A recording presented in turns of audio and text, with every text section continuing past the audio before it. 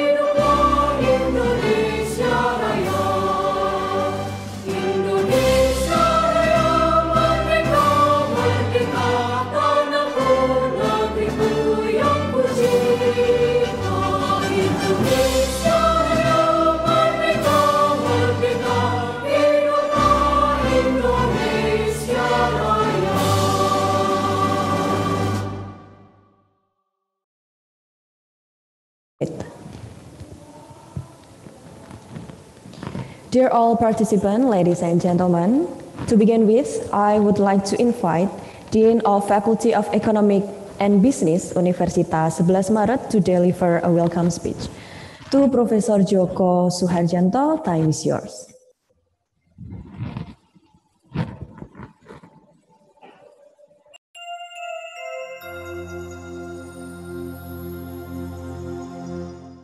Bismillahirrahmanirrahim. The Honorable Professor Dr. Jamal Wibowo, Rector of Universitas 11 Maret, the Honorable Vice Dean of Faculty of Economic and Business, Universitas 11 Maret, distinguished speaker, Professor Dr. Beni Cahyono from Coventry University, United Kingdom, Aranka Inklasiak Slut, PhD from Nicolaus Copernicus University, Poland, Associate Professor Dr. Felix Tercian Tan from University New South Wales, Australia, Professor Dr. Arif Ansori Yusuf from University Pajajaran, and President of IRSA, Agus Ganesiar Rahyuda, PhD from Universitas Udayana, and Retno Tanding Suryandari, PhD from Universitas 11 Maret. The Honorable organizer of the second incredible Faculty of Economy Business Universitas 11 Maret, Perhimpunan Pelajar Indonesia Sedunia, Faculty of Economy Business Universitas Syah Kuala, Faculty of Economic and Business Universitas Udayana, Faculty of Economic Universitas Tidar, Jurnal Ekonomik Malaysia, the honorable participant and committee. Assalamualaikum warahmatullahi wabarakatuh. Good morning, shalom, Om Swastiastu, Namo Buddhaya, salam kebajikan. Since 2001, the Indonesian government has stimulated local economic development under decentralization regime. This policy brings beneficial impact such as improving economic development and welfare. That shows some indicator, for example, increasing local economic growth, per capita income, industrial progress and capital formation, physical quality life index, human development index, and decreasing level of property, unemployment, and equality disparity. Hopefully, the local government should pay more attention to address this indicator. Under an efficient and transparent business system, information technology really support the growth local economic development, such as promoting the life cycle of business in the long run period. It means that the higher quality of information technology, the higher economic growth. In the term of sustainability business, some aspects need to be considered, such as profit, social, and environment for better life for next generation. Since 2022, Fakultas Economic and Business of Universitas 11 Maret has invited some partners to organize an interesting international conference called as the Second Incredible International Congress on Regional Economic Development, Information Technology, and Sustainability Business. The partner are Association of Indonesian Students around the world, Perhimpunan Pelajar Indonesia Seluruh Dunia, Faculty of Economic and Business Universitas Syah Kuala, Faculty of Economic Business Universitas Udayana, Faculty of Economic Universitas Tidar, and Jurnal Ekonomik Malaysia. The second integrable will be held on 25 and 26, 2022. Using two platforms, namely offline in Alana Hotel Colomadu and online Zoom meeting and YouTube channel. I highly appreciate to all researchers who present their paper during today's Congress. There are 105 papers submitted in this conference. Especially, I highly appreciate to distinguish, keynote, and invite speakers. Indeed, we will take a new knowledge from their lecturer. For participants, I hope you can enjoy and participate in the entire conference agendas. Finally, I expect and hope that Professor Jamal Wibowo can open the second incredible FEB UNS. Wassalamualaikum warahmatullahi wabarakatuh.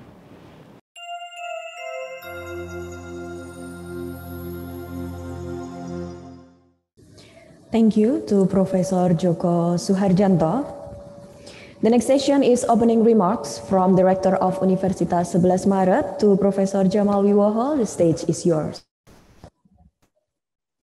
Assalamualaikum warahmatullahi wabarakatuh. Good morning, shalom, Om Swastiastu, Namo Buddhaya, salam kebajikan. The Honorable Dean and Vice Dean of Faculty of Economic and Business, Universitas 11 Maret, the distinguished speakers, Professor Dr. Benny Cahyono from Coventry University, United Kingdom, Aranka Ignasiak Shuk, PhD from Nicolaus Copernicus University, Poland, Associate Professor Dr. Felix Tercian Tan from UNSW, Austria, Profesor Dr. Arif Ansori Yusuf from Universitas Padjadjaran and President of IRSA, Agus Ganesha Rahyuda PhD from Universitas Udayana, Retno Tanding Suryandari PhD from Universitas 11 Maret.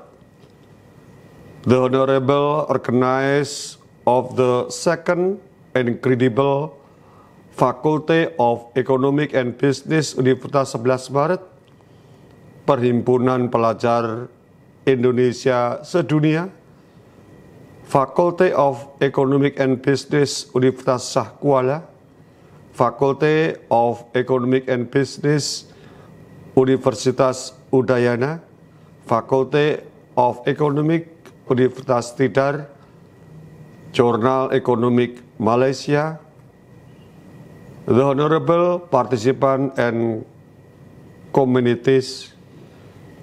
Regional economic development has widely been discussed among scholars to reveal to current issues at local economic sustainability, natural resources and environment, and local green economy. In particular, the information and communication technology and sustainability business will enhance growing the local economy in the long run. Therefore, the current issues and research challenge of the economic development, information technology, and sustainable business need to be present in deep. Universitas 11 Maret, as one of the high-ranking university in Indonesia, pays more attention on the issues. Faculty of Economic and Business of Universitas 11 Maret has picked up the organize of interesting issue of regional economic development, information technology, and sustainable business in an international conference on August 25 to 26. The international conference is well known as the second incredible or International Congress on Regional Economic Development, International Technology and Sustainable Business. It will be held but offline in Alana Hotel and online using Zoom, cloud meeting, and YouTube channel. Remarkably, I highly appreciate to distinguished keynote speaker and invited speaker. Furthermore, Universitas 11 Maret will support all organizers of the second Incredible to prepare and organize to the third Incredible in the next years. I hope the participants can keep up the whole international conference agenda during 2 days. Finally, by saying, Bismillahirrahmanirrahim, I open the second Incredible FEB UNS. Wassalamualaikum warahmatullahi wabarakatuh. Thank you, Professor Jamal Wiwoho. Dear all participants, ladies and gentlemen, we are moving to the keynote session. Our first keynote speaker is Aranka Ignacia Sus, PhD. Aranka Ignacia Sus, PhD, is a Vice Dean of International Cooperation and Development, Faculty of Economic Science and Management, Nicolaus Copernicus University, Poland. Her specialization are in economic policy and regional studies. To Aranka Ignacia Sus, PhD, time is yours. Welcome, distinguished organizers and all the guests of the conference. This year I was able to visit Indonesia, unfortunately not Surabaya, but I was very close in Yogyakarta. So I would like to welcome you and I really hope that it will be a really incredible conference. I would like to introduce myself a little and then start my presentation. I hope everything will go smoothly. A very warm welcome here from Europe. It's 3:30 here, so it is quite challenging for me. I hope everything will be okay. Okay, so first of all, I would like to share my slides. Is it okay? Can you see it?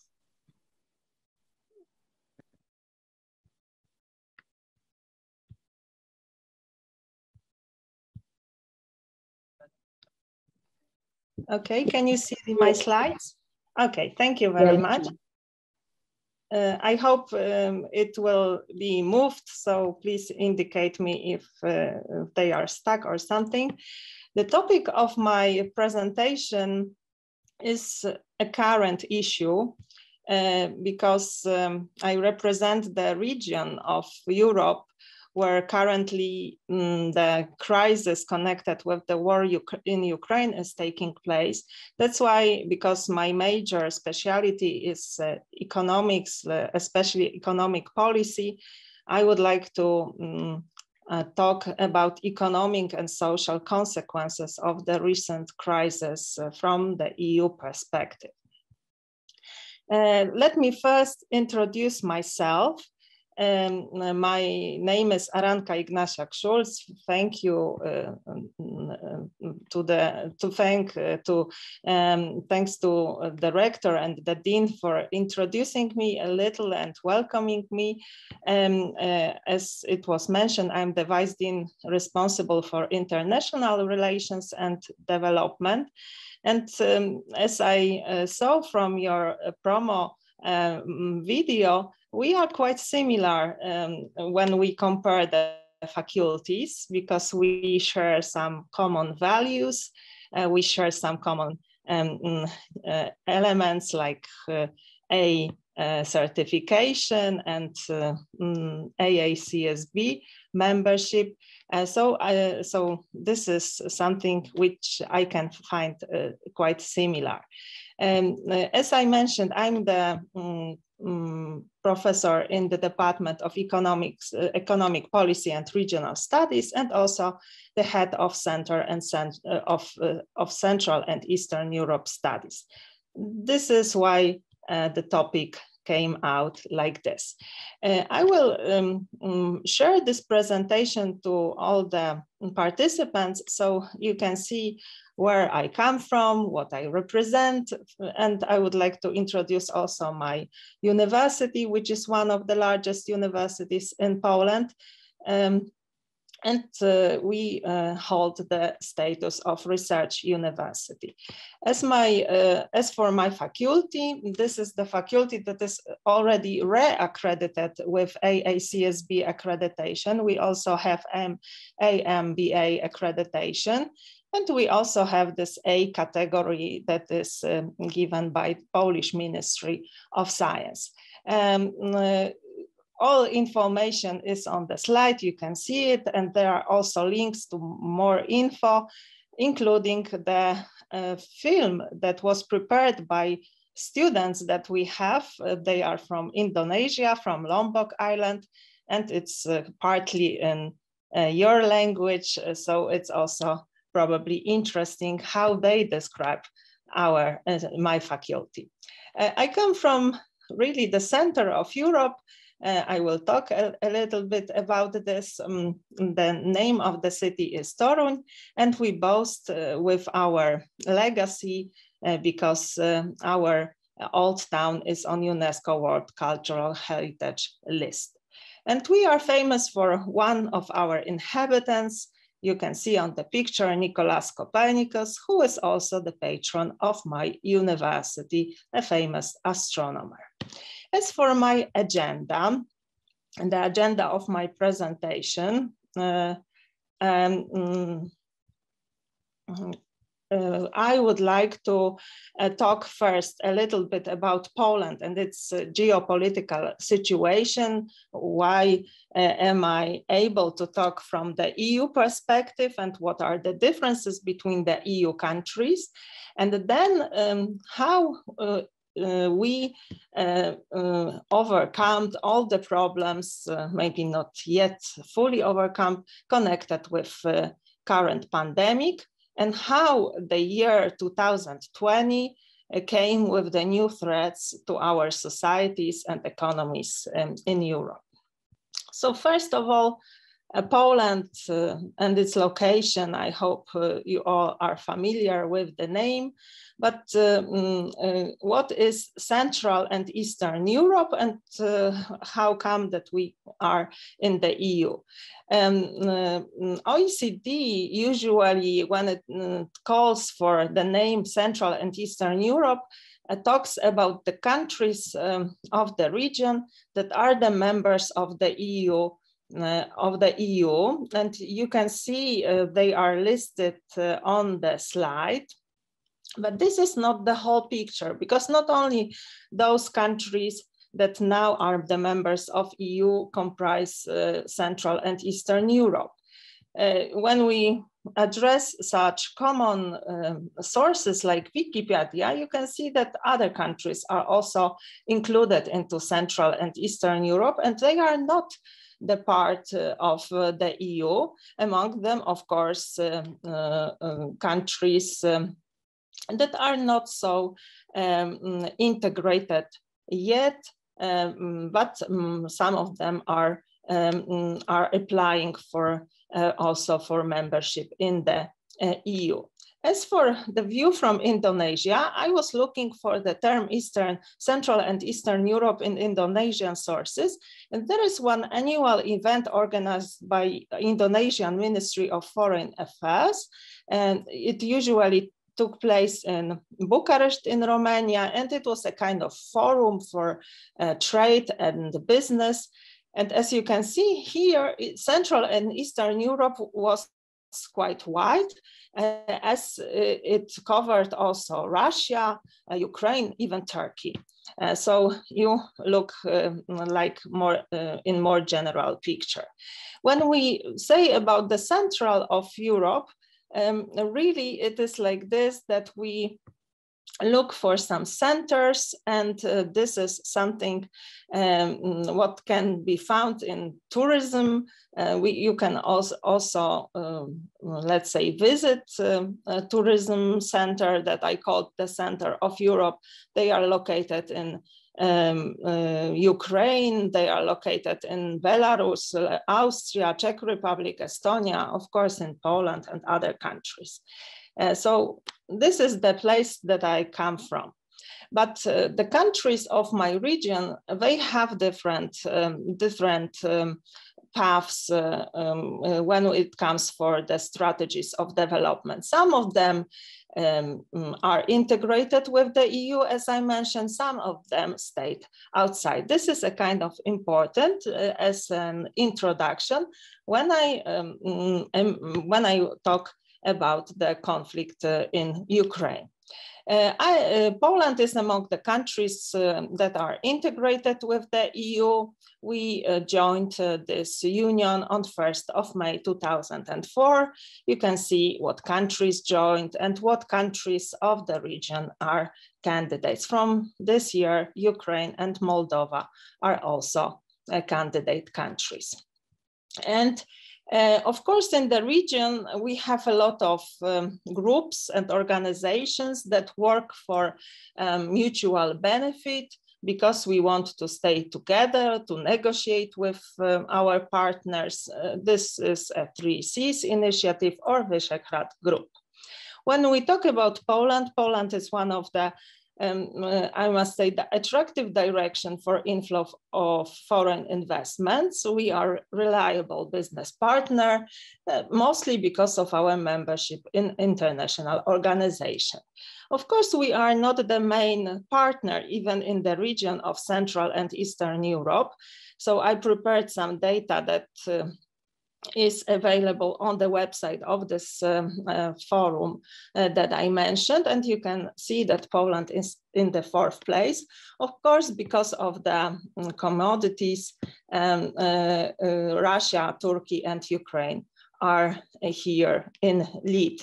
But when we talk about the development, of course, Poland is more developed, at least when we talk about GDP per capita, when we compare it to Russia or to Ukraine. This is even more true. So this is like an invitation, like a kind of showing what is the perspective and where I come from. And of course, as the whole world, Poland and the European Union and the Central and Eastern Europe countries suffer from the consequences of the pandemic. We can clearly call it a crisis. I would like to show you the data proving that there are some differences when we compare the global financial crisis and the crisis connected with pandemic. The data proves that the crisis connected with pandemic for the world and for the EU was even deeper. You can see the numbers 2009 and 2020 was deeper than this financial crisis. So we have really difficult situation here when we talk about the current situation, because in some regions, as you can see, the numbers are quite high, and one of those regions is the European Union. Here in the presentation, you will have the more detailed data, which I will not explain in detail.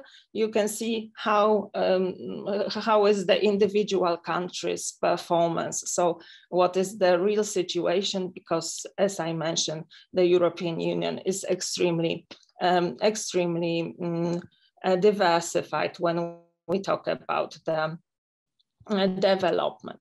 Of course, when we talk about the situation and the speed and the synchronized nature of the decline in economic activity in 2020 was unparalleled, even if we have some memory of this world financial crisis. Of course, it resulted in very high unemployment numbers, but here, in some of the countries, the numbers were not that high as we witnessed in world financial crisis. I show some data for Poland and for the EU, but this is like a situation that will be explained later. Of course, when we think about the humanitarian and economic impact of the pandemic, we have to be alarmed, because even with the vaccination, the situation is quite difficult, although some of the problems are overcome to some extent. But still, as you can see, the world economy is very uncertain, and we are not sure, probably all of us, what will happen in future, what will be the further course of the pandemic. So of course, economists must say that from the beginning, when we expected what will happen, the situation could have been much worse. But of course, it was the situation was a little bit improved because of all the emergency support measures that were taken by international organization and of course by individual states. Also, the EU member states have put in place budgetary and other national policies to strengthen the capacity of national health systems and to assist citizens and sectors particularly affected by the pandemic. One of such sectors for sure was, for example, tourism, that was significantly affected by the consequences of the pandemic. But it had and it still has results. And the most visible result here in the EU, probably also in other countries of your region, is the significant growth in public debt. You can see the numbers here, and they prove that the situation is quite bad when we look at the aggregate consolidated public debt of the EU countries, which is expressed as a % of gross domestic product. For some years, it's still forecast, but the numbers are quite close or even higher. And as you can see, this situation proves that still we are quite far from a stable situation here. And also for the EU countries, it is clear that we do not, most of the countries do not meet the convergence criteria. So if they were to enter the Eurozone, now probably most of the countries wouldn't be accepted because of this situation. Of course, also because of the very difficult situation, all the institutions that are operating in the European Union, like the European Commission, European Parliament, approved a recovery plan for Europe. And its goal is to help overcome the crisis and lay the foundation for a more modern and resilient Europe. In the introduction, you were talking about the role of digitalization and so on, so on. So is there a chance that we will improve some such values as sustainability, digitalization in times of pandemic? Do we still have possibility to do it when we have to fight sometimes for being still on the market in case of some companies and so on, so on. Of course, in case of the European Union, we have a multi-annual financial framework. We usually have budget periods that are put in 7 years period. And this budget includes a recovery plan for Europe. And as you can see, the whole multi-annual financial framework for the 7-year period is more than 1 trillion euro. It is in 2018 value, but of course it's still a huge money. And this is something which is connected with the tasks that should be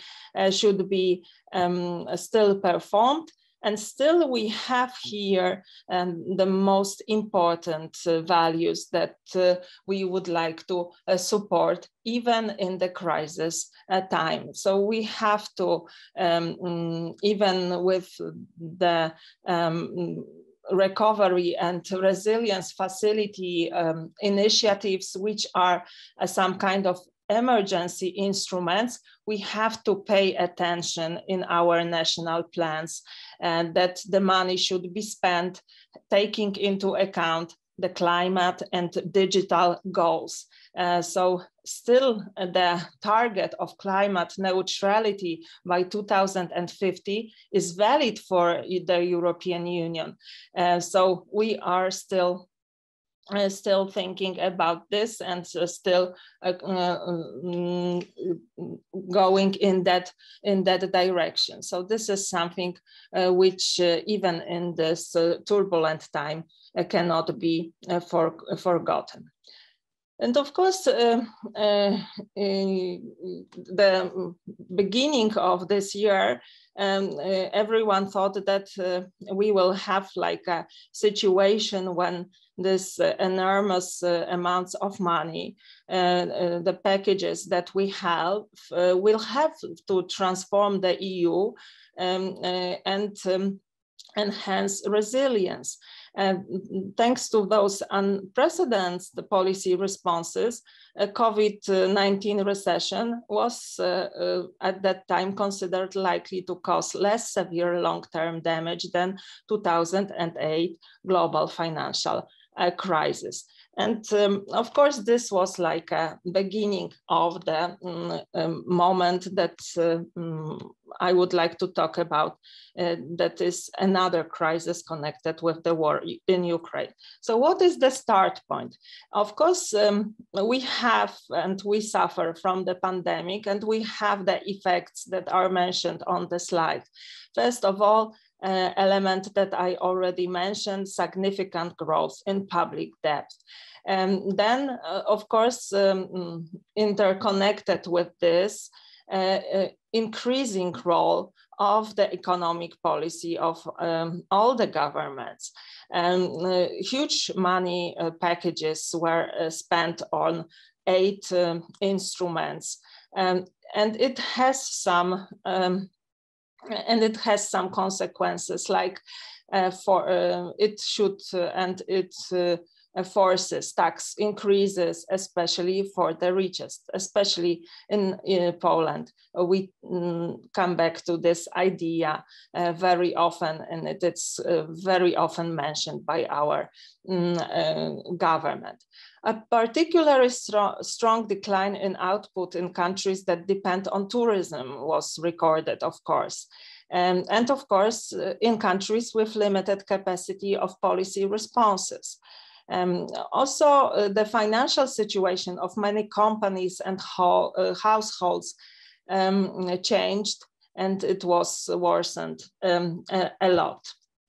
As for another social, especially elements, we can see the strong decline in employment and income of certain groups of population, primarily young people, women, workers with relatively low level of education, and those employed in informal sector, because in some cases those activities were cancelled, and we couldn't get employment. And of course, it resulted in significant increase in income inequality, which can also create some social problems. Because of COVID, we had some loss in education, because we had some cost and we had to change. Of course, I must say that thanks to pandemic, we also have a lot of, let's say, advantages connected with the promotion of online studies. And probably some years ago, our meeting here at the conference wouldn't be that smooth, because we would not be so trained in using all the instruments that we have now. But generally, as you can see, the statement by the Nobel Prize winner, Joseph Stiglitz, those at the top are enriched at the direct expense of those at the bottom, somehow are true in the turbulent times. But when we thought that slowly the pandemic will be overcome, the February 2022 came in Europe and brought new threats to societies and economies. And I would like briefly to mention some consequences of the war in Ukraine. Probably for you, it seems quite distant, but the consequences that we see will be felt also in Indonesia and other parts of the world. Of course, and you are all aware what happened half a year before. Yesterday, we celebrated the Ukrainian Independence Day. And this aggression of Russia to Ukraine was condemned internationally, and many countries imposed sanctions of Russia, what also caused a lot of economic consequences, as companies, some of them at least, withdrew their operations from Russia and Belarus. Probably most of us who travel suffer from suspending some airline operations. But of course, this is clearly understood in Europe that it must be done like this, because we really meet the people that are coming from Ukraine and talk about the situation that is seen there. Of course, probably some of you heard about the situation, how Poland reacted to this aggression. The fact that we reacted is quite clear because we are neighbors. So the inflow of refugees was directly to our territory. Probably about 3 million Ukrainian refugees, mostly women and children, stayed in Poland. We took a lot of efforts on the country and individual level, even to support Ukraine. You can see the monument of Nicholas Copernicus in Toruń with the Ukrainian flag. So this is something which is a clear reaction to this situation that is happening on our neighbors' territory. And of course, this situation will have a substantial impact on the global economy, because it will clearly reduce global growth, raise global problems. Right now, we record very high rates of inflation, disruption, and supply shocks of certain markets. And over the next years, it will, of course, especially influence the neighboring countries, so the Central and Eastern Europe, the EU, Europe, but also the world, because we are a global village, and this is very true. We can see it right now. So, of course, the war in Ukraine will have a much greater impact on the neighboring countries, but this is quite clear as we see the influx of refugees, and also those countries are dependent on Russian gas. So this is something which we have to take into account. Russia is a major exporter of energy and industrial metals. Russia and Ukraine together supply over 25% also of world export of wheat. And also you can feel it because in the region, Russia and Ukraine together with Turkey are your primary leading partner when we talk about that trade. So also because of this. Of course, we will suffer, but the whole world will suffer as well because of the destabilization, the food insecurity, high prices of energy, and so on. The economists called this situation the third asymmetric shock. That's why I wanted to start with the financial crisis, then pandemic, and then the consequences of the war in Ukraine, because this is the third sudden change of economic condition that affect some of the countries more than others. Of course, it's always true, but probably all of us will feel some consequences.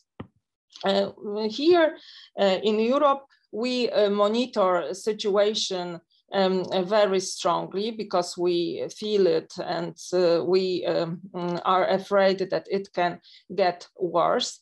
And to be quite frank, when I saw the results of the summer 2022 interim economic forecast prepared by the European Commission, I must tell that many of the negative risks that were included in the spring report have materialized, and the war came with upward pressures on energy and food commodity prices.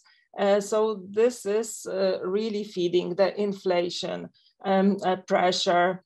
So this is something which we are all witnessing here, because we pay more and more for energy and for food and other products that are important for each person and each company. And the forecasts are like this. As you can see, that with inflation in 2002, still we will reach the let's say records. We have not recorded such high numbers for inflation for so many years, but right now we have this peak of 8.3, 8.4, and that is forecasted year to year in the third quarter of 2022. So these are the forecasts, and probably they will be much materialized. But still, we hope that in 2023, the numbers will improve. So this is the forecast prepared by the European Commission. The forecast that I showed it was general, but of course, the situation is very different when we look at the map and the individual countries, the countries that are located in the Central and Eastern Europe. That's why I needed that long introduction, will suffer the most, as you can see from the inflation.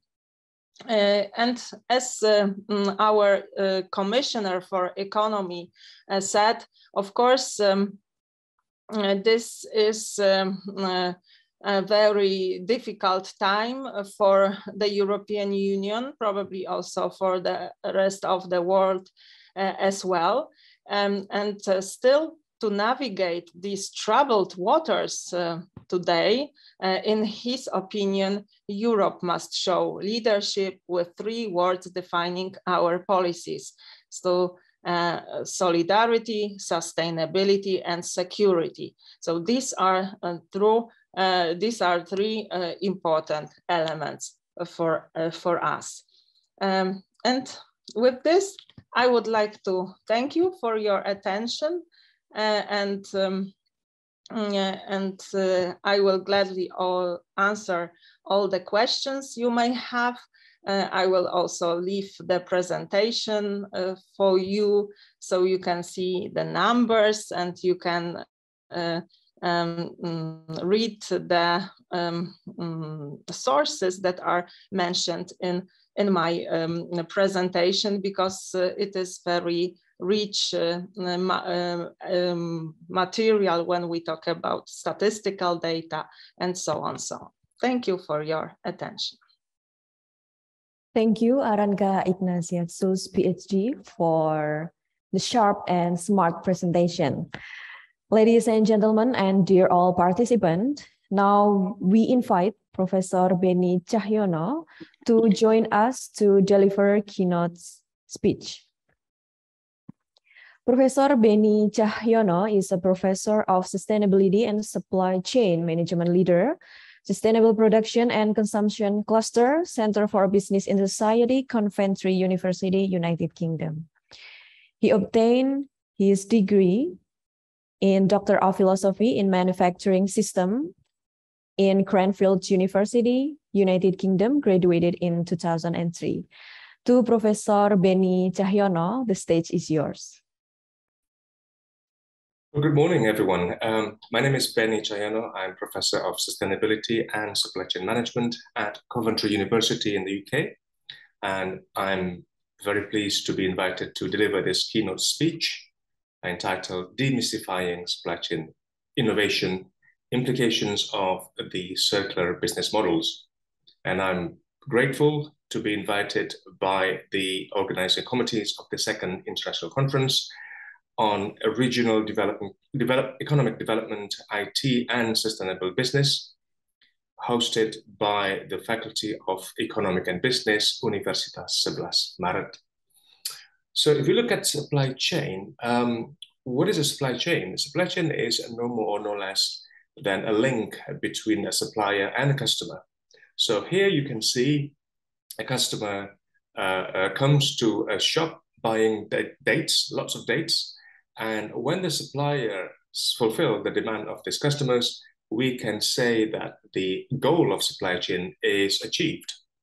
So if we then look at the link between customer and supplier, and then we repeat those links or those chains, then we have the full supply chain from a supplier at the end-to-end supplier, or supplier of the manufacturers, distributors, retailers, and a customer.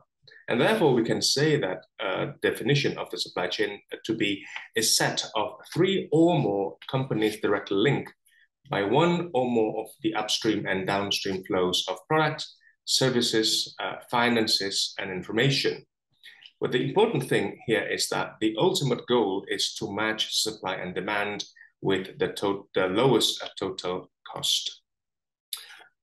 But if the goal of supply chain is simply to match supply and demand, what makes supply chain complex? And there are many reasons for this. So the first reason is that in reality, it is not a supply chain. It is a network of suppliers and customers. So these too many suppliers make the supply chain complex. So customers may have more than one suppliers. Of course, the suppliers can also serve more than one customers. And the second reason is that because of the customer demand itself. So if a customer wants to drink a bottle of Coke, then this bottle of Coke has to taste like Coke, and also it has to be available immediately, and it has to be reasonably cheap. So these 3 elements of quality, availability, and cost determines or makes supply chain complex. So let's take a look at that. So product quality. Our friends, our colleagues in manufacturing, they are trying to or striving to build such a good quality products by ensuring, for instance, good quality of raw materials and good quality of production processes. However, when the products are produced, it is actually beyond the 4 walls of manufacturing, because it also depends on the quality of how we handle the products, particularly if our products are fragile. And then it also depends on the quality of transporting the products. It also depends on the quality of storing the product. So the quality of the product will depend on many things. And then we talk about availability or time.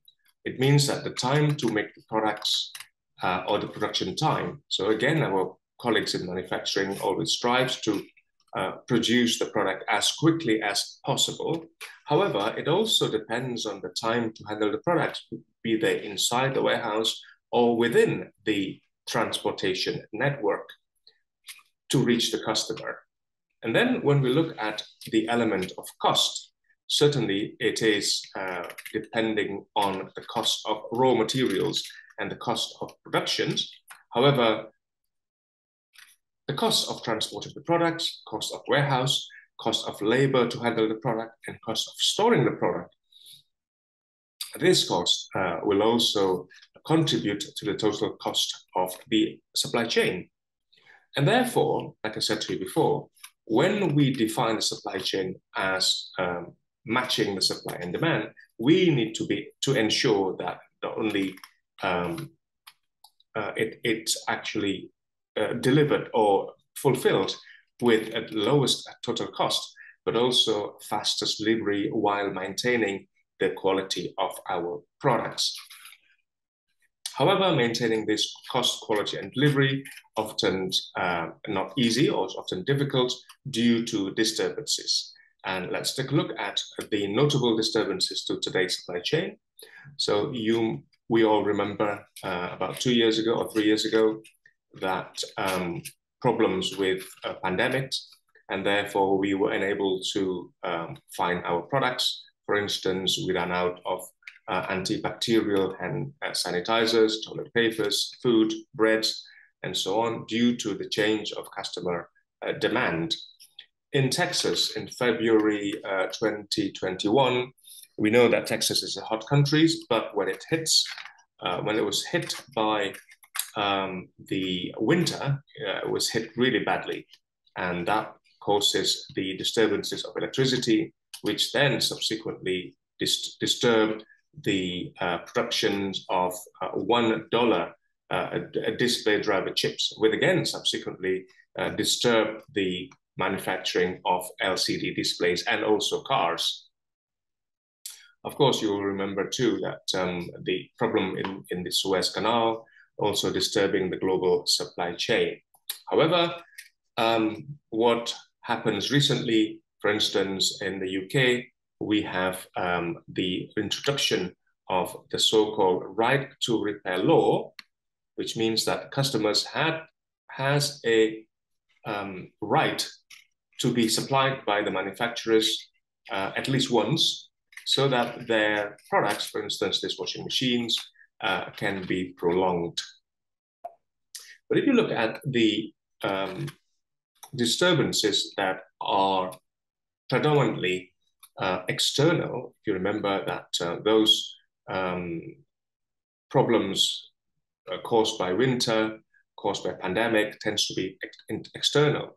However, sometimes the disturbances in our supply chain may also be caused by our own or internal reasons. For instance, this business model, the change of business model from delivering the product to delivering a combination of integrated product and services or product service systems often disturb our supply chain too. So product service system essentially is a business model where the OEM delivers the performance or functions of the product rather than the product itself. So let's take a look at an example of a traditional purchasing of an excavator.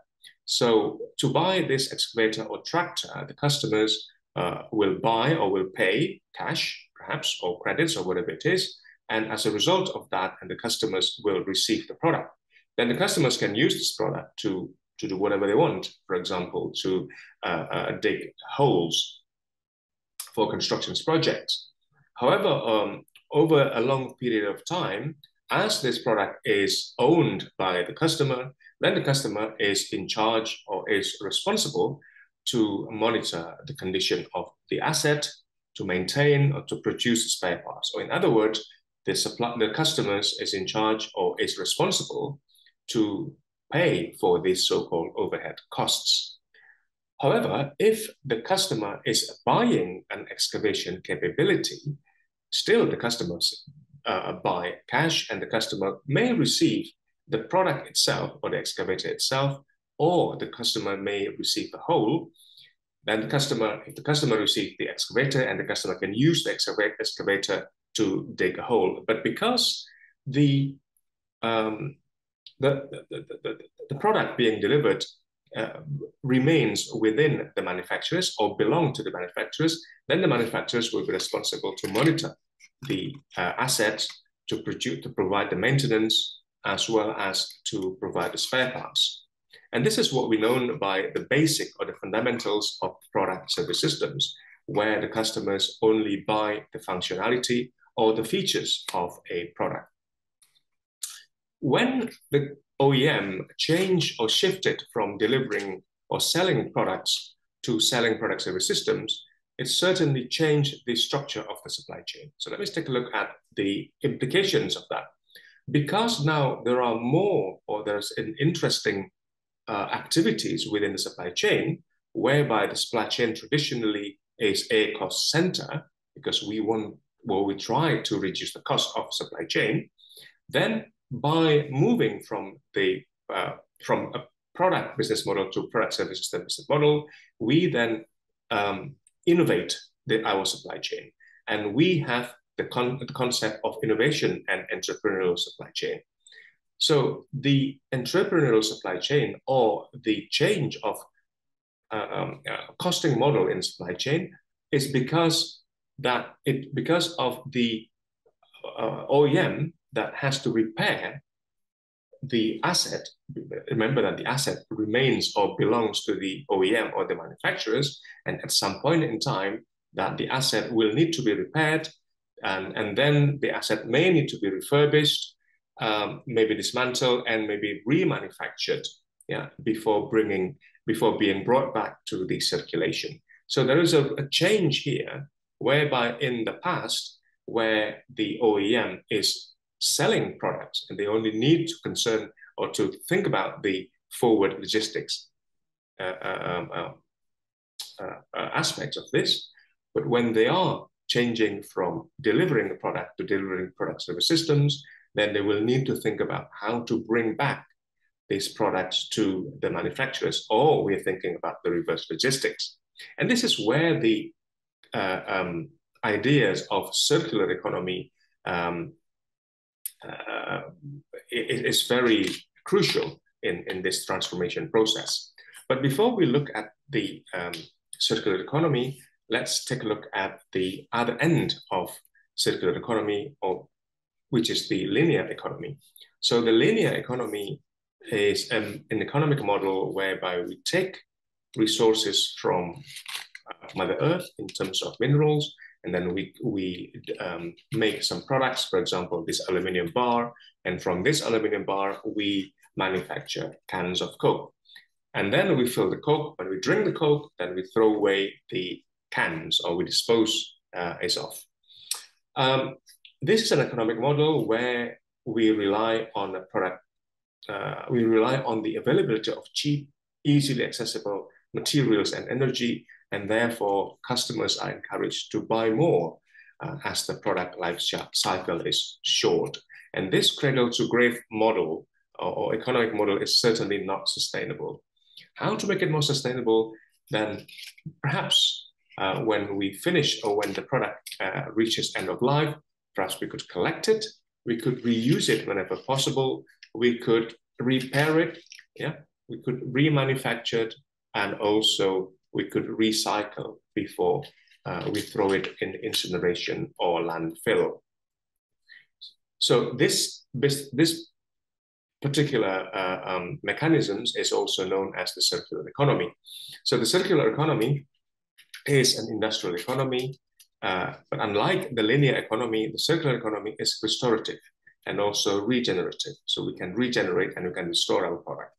So there are three principles of circular economy. The first one is that we want to minimize the consumption of finite resources and raw materials in the manufacture of products. So if we do not need the product, perhaps we could delay it. We could delay the production of that product. However, if we do need the product, then we need to manufacture the product. We need to use the product at their highest utility and value by maximizing the recirculations. Again, when the product reaches end of life, we need to be able to recover that product to minimize the content that could end up in landfill or incineration. So this model is also known as cradle to cradle. When talking about circular economy, you can take a look at the www.ellenmacarthurfoundations.org. This foundation created the diagram called butterfly diagram. And on this particular diagram, you can see there are two types of nutrients, two types of materials, technical nutrients or technical materials, and also biological materials. So the idea or the focus of the right-hand side of this diagram, the blue one, is maximizing the recirculation. And then the focus of the left-hand side, the green one, is perhaps maximizing the cascading, reducing pollution, and also waste. So in order for us to be able to implement the business model, then we do need the to understand the types of business models of circular economy. So there are a number of business models, but in this particular talk, I'm going to talk about these 5 business models. The first one is called dematerialization. Dematerialization means that we replace physical infrastructure or product and asset with digital content. So perhaps you will be familiar with these slides. In the past, we watched movies through DVD or Blu-ray. Now we watch movies through Netflix subscriptions. Similarly, in the past, well, still probably, we read news from papers, and that's why it's called newspapers. Then nowadays, we perhaps reading news more from our smart devices, iPads, and so on. So the second business model is called product or service on demand. Again, this supports the idea that we have to minimize the use of resources.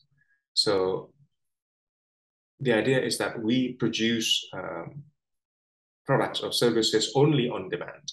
So technologies such as 3D printing and also additive manufacturing indeed support these business models, because then we do not need to manufacture or to produce on demand, but rather when the customer, we do not need to produce on stock or for stock, but rather we produce our products on demand. The next business model is called recovery of secondary materials or byproduct. Perhaps for most of you from Indonesia, you should be very familiar with this business model. And this is the second-hand business model whereby you recover products and you make that product or you turn that product into something else. So you must be familiar with pasar loak. So that means that you can get this products.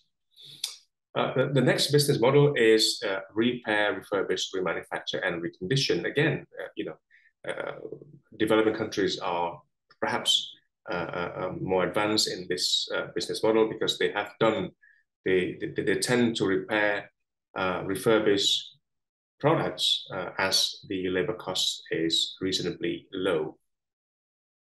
The last business model is the product service systems. I mentioned to you early on how to purchase the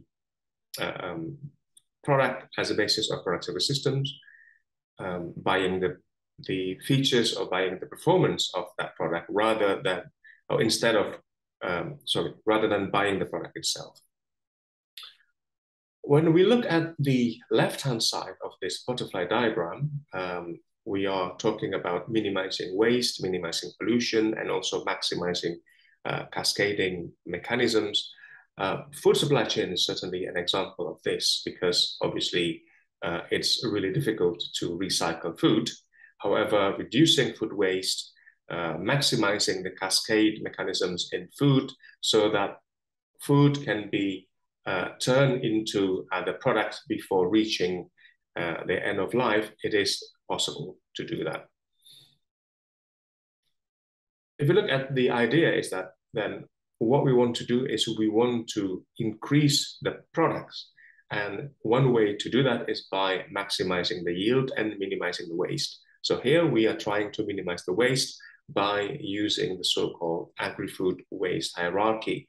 And these hierarchies consist of a number of steps, starting off from preventing food waste from happening or from occurring in the first place. And then secondly, we try to divert food products to other channels when the food is reaching end of life, and then process food into some other means, some other forms, perhaps turn into herbal medicine or turn into donation. That is still, the green color means that they are still suitable for human consumption. But then when these food is not suitable for human consumption, then it may be channeled to other industry as byproducts. For example, animal feed, for energy recovery, for biofertilizers or composting, before the remaining of this waste being disposed of. So this is a model of agri-food supply chain of the future, whereby we use the principles of circular economy. So here, for example, you have these growers growing agriculture products, and then the products will be distributed to the retailers and sold to the customers. So what's interesting here is that in the middle part of this supply chain, you'll see lots of cascading mechanisms, right from sending these products to the traditional markets, to food processing industry, to herbal medicine industry, to the community maybe, or channels as to other industries as byproducts that may be used by cosmetic industries, also animal feeds, before being either disposed of or being recovered through the energy recovery operations. And this is where you can see that the reverse logistics, when it becomes compost or biofertilizers, this product can be turned back or brought back to the farmers. Recently, we are working on how to understand or how to know whether we can implement circular economy in agri-food or agriculture products. And we identified a number of capabilities here, the natural resource-based view capabilities that are mapped to the principles of circular economy. So knowing or being able to map our capabilities to the principles, it will then allows us to achieve or to attain the outcomes from implementations of circular economy. For instance, to reduce the food loss and waste, increase food security, improve price stability, improve resilient economy, preserving natural resources, and also reduce greenhouse gas emission. So what we are talking about here in a few minutes is that by implementing circular business model, for instance, product service systems, we are actually changing the shape and the forms of traditional supply chain from cost centers, perhaps to become a bit more on the revenue center. So, and this is possible by opening up new business models, for instance, the circular economy business models, and also with the addition of innovation and entrepreneurial supply chain. Entrepreneurial supply chain means that the innovation actually adds values. For instance, again, revenue generation. So a combination of revenue generation and cost reduction will then ensure that we can improve or we can increase the profit. More often, when we talk about product service systems, we also talk about the so-called service supply chain, where the main goals are to create value in addition to the traditional quality, cost, and delivery goals. And there are a number of archetypal service supply chains available. So with that, I thank you very much for your attention. Thank you, Professor Beni Cahyono, for the insightful presentation. Ladies and gentlemen, and all participants, our third keynote speaker is Associate Professor Felix Chan Thian. Associate Professor Felix Tan is the founder of UNOVA, a transdisciplinary research and development lab at UNSW Australia. To Associate Professor Felix Tan, the stage is yours. Thank you very much, and good morning, everybody. And please allow me to spend a couple of seconds trying to bring my screen up. Thanks for the invitation, first of all. It's a delight to be here speaking to you about digital transformation and the work that I do. As our facilitator mentioned, I'm an Associate Professor of Information Systems here at UNSW Business School. And as you know, as you may or may not know, information systems are really around focus on technology that converts raw data into usable information. So a lot of what I'm going to talk about is what's happening in our region that requires us to think about this discipline more carefully, and that's what are some of the research opportunities that we can work together on. So I'm going to quickly share my screen and hopefully you can see this. Can everyone see my screen?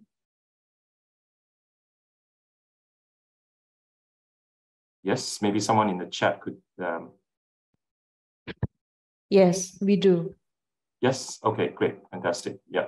So the topic I'm going to talk about is digital transformation in Asia Pac for business and social change. And as our kind facilitator mentioned, I also founded a translational research lab in information that focuses on information systems design for both industry and government. I'm also a program lead for a new initiative called ASEAN Business Research, because post-pandemic, we see that there are a lot of opportunities associated with digital transformation in the region.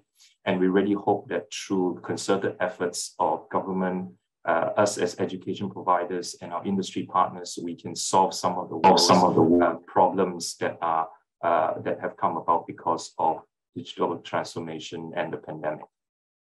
So the agenda for my talk, for the next 20 minutes or so, I'm just going to quickly go through some brief introductions and definitions. I'm going to talk about what are some of the trends in Asia Pacific over the last few years. What are some of the, particularly in the last couple of years. I'm going to talk about some of the lessons learned from some of the things that we have experienced over the last couple of years due to the pandemic, and also from the stories of the different companies that are undergoing major disruption because of what the pandemic has caused, and also the growth of the digital technologies and landscape. And finally, of course, how you can get involved with us at the ASEAN or with us at the university level. So a little bit about myself. So I have been a information systems researcher for well over 15 years. As I mentioned, the discipline is focused on the conversion of raw data into usable information. So we study technology, people, and processes that are involved with that.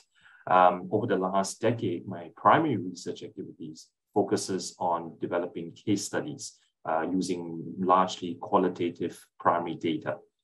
So what we do is we work with governments and businesses on the ground to try to understand how does digital technologies transform them and the ecosystem that they serve, right? And what are some of the impacts for business and societal change as a result? We use those case studies to then explain to our partners and to industry and government and policymakers to help them develop strategies of how to engage and leverage with the technology in order to improve, obviously, our quality of life and improve their business performance. I presently serve on the editorial board on a number of major journals in my field and broadly in the business field. So I'm very lucky enough to have worked with many partners across the region and around the world to review quality papers. And I noticed that part of the intention for this conference of yours is to develop research capabilities amongst your academics as well as research capability in general for the university. So journals are part of that journey. So I'm very pleased or blessed to have had the opportunity to work on many of the work in our field. My research lab, as I said, focuses on translational interdisciplinary research to do with using digital technologies to improve solutions and to improve the quality of life. So, and we take on government and business projects that are roughly around 6 months to a year, just because of the agile methods that we adopt and the innovation approaches that we use. Businesses like to get their solutions fast. So therefore, the translational work is very, very important to us. And also, finally, I'm very blessed and lucky to have had the opportunity to share some of the research with many folks.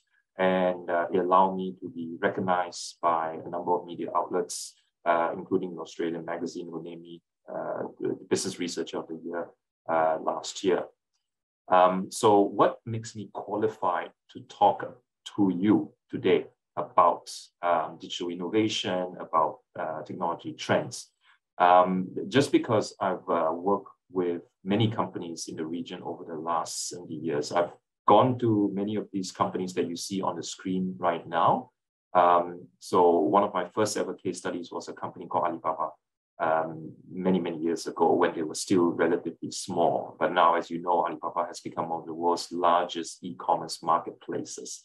And their story is one that is adopted by many, many businesses and companies throughout, which I will explain what it is later as well. During the last 10 years, I was focusing a lot around the growth of e-commerce in this part of the world, the growth of the marketplace and its ecosystem and platforms involved in this part of the world. Then we look at new business models like collaborative consumption business models that are within the sharing and gig economy. An example of that is the likes of Grab and Gojek that I'm sure you're very familiar with in Indonesia. And we look at how these platforms become very, very big over time. I also started to look a lot into the creative content space as a result of new business models. So I know Indonesia is a very, very big, I guess, consumer of creative content through various social media platforms. And I also know that Indonesia has a very, very high mobile phone penetration rate. So we're looking at very shorter tail content.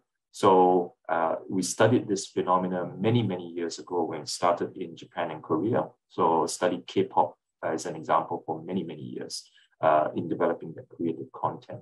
We also started to look at the more traditional issues around security and cybersecurity in general, and also some companies that are doing risk assessment, compliance, things like that in the region as we move more and more into the digital space. And we also look a lot into financial technology, blockchain, crypto, and things like that. It's interesting cases for how financial technology can change the way we participate in business. And also finally, we look a lot into the social aspects of technology or digital transformation. So where we look at how women in rural parts of Indonesia, Vietnam, Cambodia are empowered by the use of technology, whether it be marketing analytics, whether it be e-commerce sites, whether it be social media. We look at all of those things as well. Again, we do this as part of the work that in general with university researchers. So depending on what the project domain is, we have different researchers from different parts of the university. All industries are affected by digital technologies, but we don't claim to know everything about every kind of business. So therefore, we rely a lot on our other partners across the university to give us the domain knowledge that we need in order to best develop purposeful technology solutions moving forward.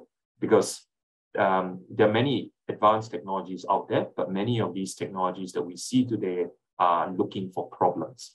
So when we first went to Indonesia many years ago to try to understand how fintech can improve the livelihood of farmers in Indonesia, for example, we found that it's very difficult for these technologies to take off because in Indonesia, you rely a lot on microfinancing institutions. That's different from Singapore or Australia, where institutionalized banking is the way to work, right? So a lot of things we learn when we do these partnerships on the ground. So what is digital transformation, right? So digital transformation is literally a process. So I wrote about this process in a number of articles that I'm sure you can find online and download. It's a process of technology adoption and use for value creation or value co-creation or value specialization between business entities and organizations that could be from the government, could be from not-for-profit, so on and so forth. But what is important is that digital transformation demands change. It demands change in business process, it demands change in business models, it demands change in culture, it demands change in organizational structure. Okay? And that is happening rapidly in ASEAN and in Asia Pacific. In our region, digital transformation has triggered strategic responses from business leaders and managers to change the way that they do business and to change the way they hire and to change the way their operations run, right? So just now there were obviously presentations around supply chains. So supply chains are heavily disrupted right now by technology, and disruption to the supply chain has enabled new value propositions every day. So the downstream and the upstream data, information, and financial flows are being sort of facilitated by different types of technologies, because it's becoming extremely competitive, okay? And that if you are not at least thinking about how to digitalize your business model, the likelihood of you surviving, not even thriving, it's very, very hard, especially if your product and service is one that is not a core commodity, and also the fact that if it's a digital good or asset or a service, you have to be thinking about digitalizing that. But why? Well, because the world has moved on very, very quickly. The COVID-19 pandemic has accelerated digital transformation of the organizations and the individual. So many of you on this call right now are joining in, of Zoom and Teams or Google Meets and whatever, all of which were not just readily available 5-6 years ago, or not heavily used 5-6 years ago. But the fact that a lot of time and money has been saved by not organizing in-person events goes to show the importance of this pandemic-induced digital transformation, right? And then obviously also the fact that because of this engagement, the growth of unstructured data has gone through the roof. So you and I are more, I guess, gravitate, are more attracted to short videos, the likes of TikToks, the likes of ITE and all of that platforms that curate small bites of information and data, YouTube as well, right? So the growth of unstructured data has gone through the roof, right? So right now you're able to, where in the past it could be through word of mouth that you attract a population of people, now it's a post, a tag, right? A short video. So with the phenomenal growth of mobile and social media, many organizations are needing to realize that they need that online presence. And not just an online presence in Web 1.0 and Web 2.0, but it has to be seamless. So it has to appear good online and offline, okay? So right now, there are many countries across Asia-Pac that have introducing cashless systems to enable the transformation to a city that can engage effectively with technology and effectively in business, right? However, it has also exposed a lot of problems in the digital infrastructure of many countries, that nationally, there are still a lot of problems to be fixed in order to enable the rapid acceleration and growth, right? So having fast-speed internet is just one, right? And we're talking about many other things that are involved, right? With introducing cashless payment systems, for example, okay? With every technological adoption, there's going to be winners and there's going to be losers, okay? Where there's a bunch of people that are able to financially participate through the technology, there's a bigger bunch of people that are left out. And this is what we call the digital divide, okay? So the problem of financial participation is the apparent gap that is created by the lack of data and information and technology literacy between certain populations and amongst certain populations and against the people that are more tech savvy. So across our largest countries, Indonesia, China, and India, there's still large populations of unbanked. That means people grow up without understanding what's a bank account, right? And in our research over the last few years, and we shared this with the FinTech Festival, Global FinTech Festival in Singapore over a period of years now, that the underbanked are likely to be the older, female, poor, and rural people in the region. So the issue of financial participation is real. The issue of digital transformation amongst this population is also real. And also, when we go in, as I explained just now, when we go into a new community, it's very easy for us to say that the technology will definitely improve your lives, right? Because we come from a more privileged side and the more, I would say, where we are exposed to the advanced technologies and things like that. However, we must also, and I always tell my students that are returning to Indonesia, that are returning to ASEAN, that are returning to other countries of Asia Pac, is to appreciate the traditions, the norms, the social hierarchy, and how people do business on the ground in order to sell their product or sell their service or sell their technology, right? And if you do that, you'll be successful. If you don't do that, you will not be successful. And a lot of my students have the issue of selling their products well because of the fact that they don't understand what happens on the ground. They bring something from the Western civilization, Western world, either Europe, or they study in the US, or they study in Australia, and they say, look, this works there, so this will definitely work in Indonesia. It doesn't work that way. So the companies that have done well, and we're very proud of a few of them, are those that really appreciate what goes on the ground. Okay. So what has happened, right? Because I promised to talk about lessons learned and those trends, right? So one is, and I'll present three key things here. One is the rise of e-commerce marketplaces, offline to online experience, and new retail. So today, these are the companies that are able to get you products and services within a matter of hours or days, right?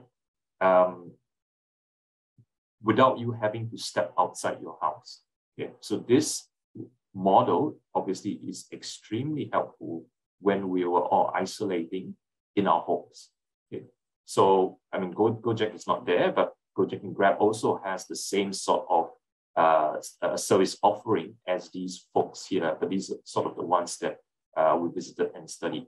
So these companies are what we call platforms, right? So there are multi-sided platforms that are technology enabled that do two things. One is to reduce the search cost for the end user, the consumer, and the search cost of the supplier.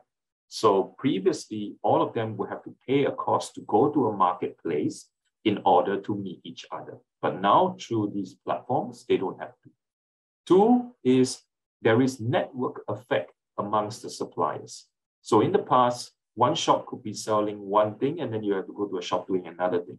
Now on the platform, you could see the same shop recommending you to buy related things to that particular product. So this also creates a network effect amongst the suppliers in order to generate better products that would sort of cover all the bases that the consumer would want. So the network effect is a very important effect that is generated as a result of the rise of e-com marketplaces. The other thing is, the second thing is the growth of collaborative consumption businesses. That means, what is collaborative consumption? It means what is yours is mine and what is mine is yours. So resources are shared, okay? So the biggest manifestation of that is when you book a car or taxi, you order through Grab and Gojek, and the car could probably be owned by someone else, but you are taking temporary ownership of that particular car or asset. Okay, so these are the other companies that are facilitating that collaborative consumption of resources. So say, for example, I also have something to rent out. I go on the platform and someone else comes in and rent it off us, right? And these collaborative consumption businesses, what it does is that it gives people the benefit of temporary ownership without the burden of actually owning them.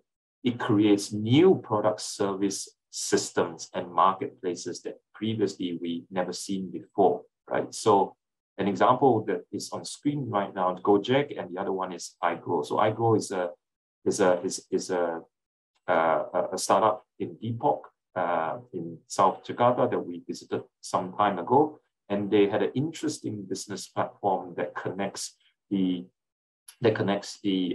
landowners with end users and also farmers, so each of them have deficiencies in the business and for the business, and each of them have obviously contributions that they can make to growing the food ecosystem. So it's a very, very interesting product service system that was created as a result of collaborative consumption, because the farmer has skills that could be shared, the landowners have land that could be shared, and the obviously people for us looking for dividends, we have money to contribute to.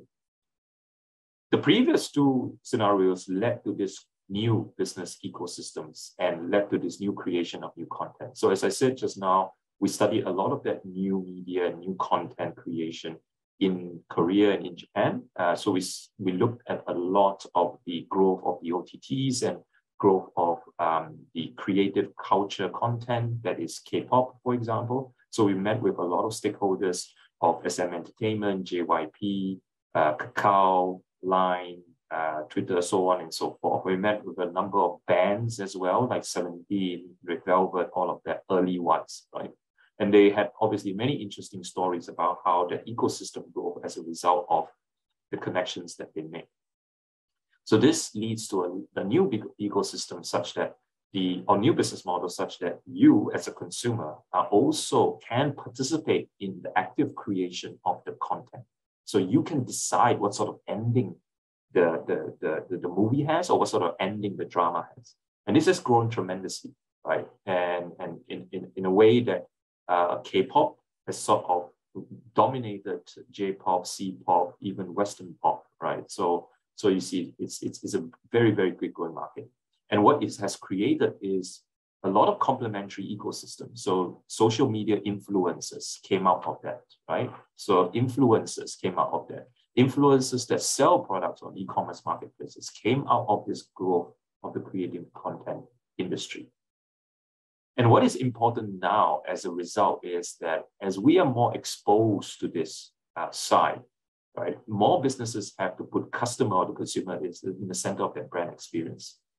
Because the marketing analytics people will tell you that the trending social influencers are the ones that are selling the most product and value for their investors or for their suppliers, right? Or for their brands, right?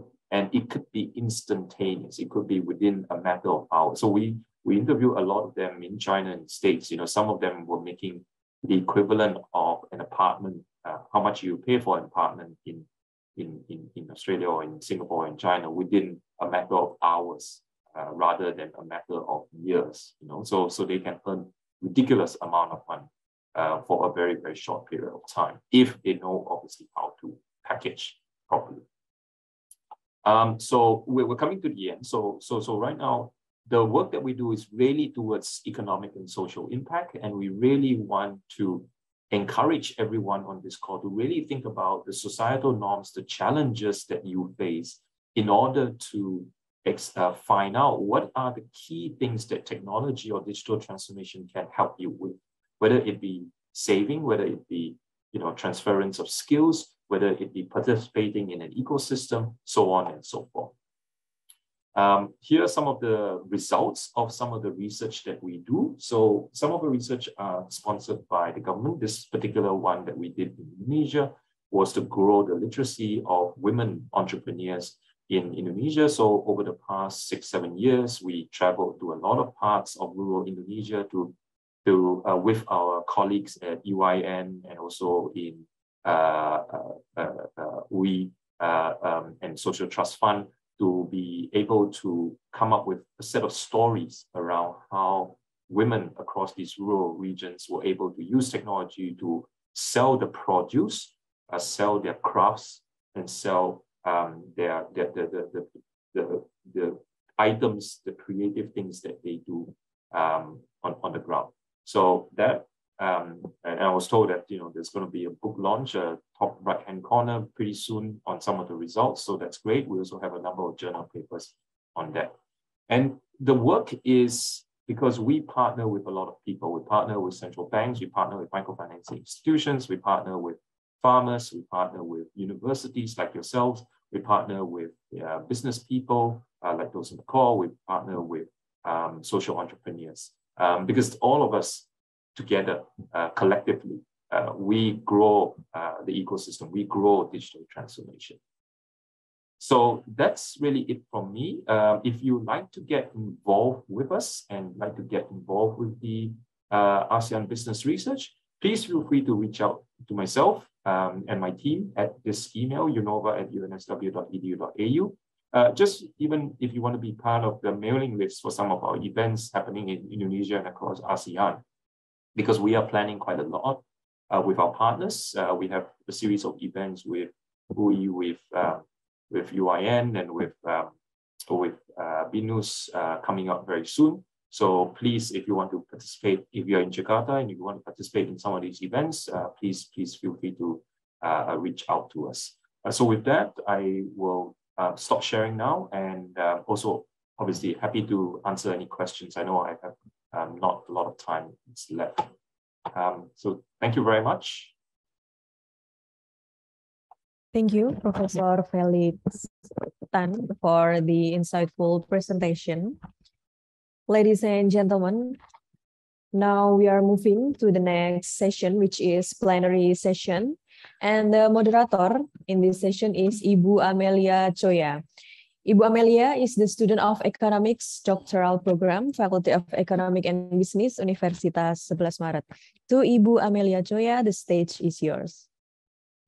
Okay, thank you, Ms. Winnie Perwitasuci. Assalamualaikum warahmatullahi wabarakatuh. The Honorable Rector of Universitas 11 Maret, Professor Dr. Jamal Wiwoho, SHMH. The Honorable Dean, Faculty of Economics and Business, Universitas 11 Maret, Professor Dr. Andes Joko Soharjanto, M.Com Hons, PhD. The Honorable Keynote Speakers, the Honorable Invited Speakers, Professor Dr. Arif Ansori Yusuf, Mr. Retno Tanding Suryandari, PhD, Mr. Agus Ganesha Rahayuda, PhD, and all the distinguished participants. Good morning, ladies and gentlemen. I am Amelia Choya as moderator. Our topic in today's agenda is regional economic development, information technology, and sustainable business, current issue and research challenges. Before we go to the presentation, I will explain how to ask questions or discuss. The discussion will be start after the third speaker delivers the presentation. To all participants, you can directly raise your hand. For the participants who join through Zoom, you can write down your questions on the chat box, or you can turn the mic and video on, and please inform the question is addressed to whom. There will be a door prize for 5 chosen participants. Ladies and gentlemen, allow me to introduce our first speaker, Professor Dr. Arif Ansori Yusuf from Universitas Padjadjaran. Good morning, Professor Arif. Okay, before I will deliver Professor Dr. Arif Ansori Yusuf profile, Professor Dr. Arif Ansori Yusuf is a lecturer in Universitas Padjadjaran and President of IRSA, International Regional Science Association. He holds bachelor degree from Universitas Padjadjaran, master degree from University College London, and doctoral degree from Australian National University. His research interest is in poverty, inequality, and natural resource management. Ladies and gentlemen, please welcome Professor Dr. Arif Ansori Yusuf. In 30 minutes, time is yours. Thank you. Can someone put up the slides or not? Okay, please put your project.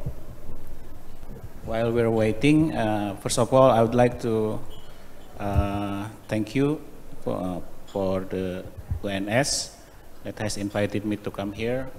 This is my first public speech that is not online. So it's a great opportunity for me to be here. My talk today will be based on two recent publications that me and co-authors just published. Okay, yeah. So I would like to give the title of this is a Developer's Dilemma from Global and National Perspective. Next slide, please. So this is the two publications that will be the main basis of this talk. So unfortunately, the link, the tag is not so clear. But if you can ask the organizer later on the top of those two publications, there is a link where you can download this for free. The book published by Oxford University Press. So I think you should take advantage of this open access book because someone already paid for the open access. It's published by Oxford University Press. And the second one is the recent paper that we just published related to this publication. So next slide, please. Okay, so first from the global perspective that coming from this book. So what is the development challenge that we address on this book? Next slide. So there are a few. Next. I can't read. I can't read it. Oh, this is it.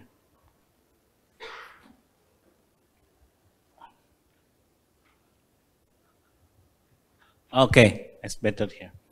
So what is called developer's dilemma?